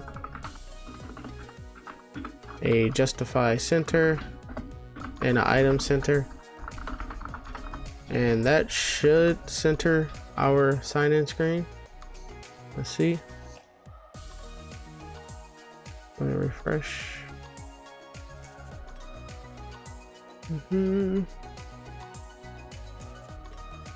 Okay, maybe not. Hold on. Oh, we forgot to put flex. There you go. And that should center it right there. Gotta make it into a flex box. There we go. So nice and center. And I actually want to try something out. Let's actually change the background to this. Maybe to like a BG. Let's see secondary. See how that looks. This might not look good at all. Well, let's just see. So we are able to change the background and stuff. So as you can see, scroll down a bit like that. That don't look too bad actually. We could probably make it like a lighter gray, maybe. Gray. Let's do. It's like a gray 300. I think that should look nice. Yeah, that looks better. All right. And same thing. Let's just copy this div and paste it in the sign up. And sign up.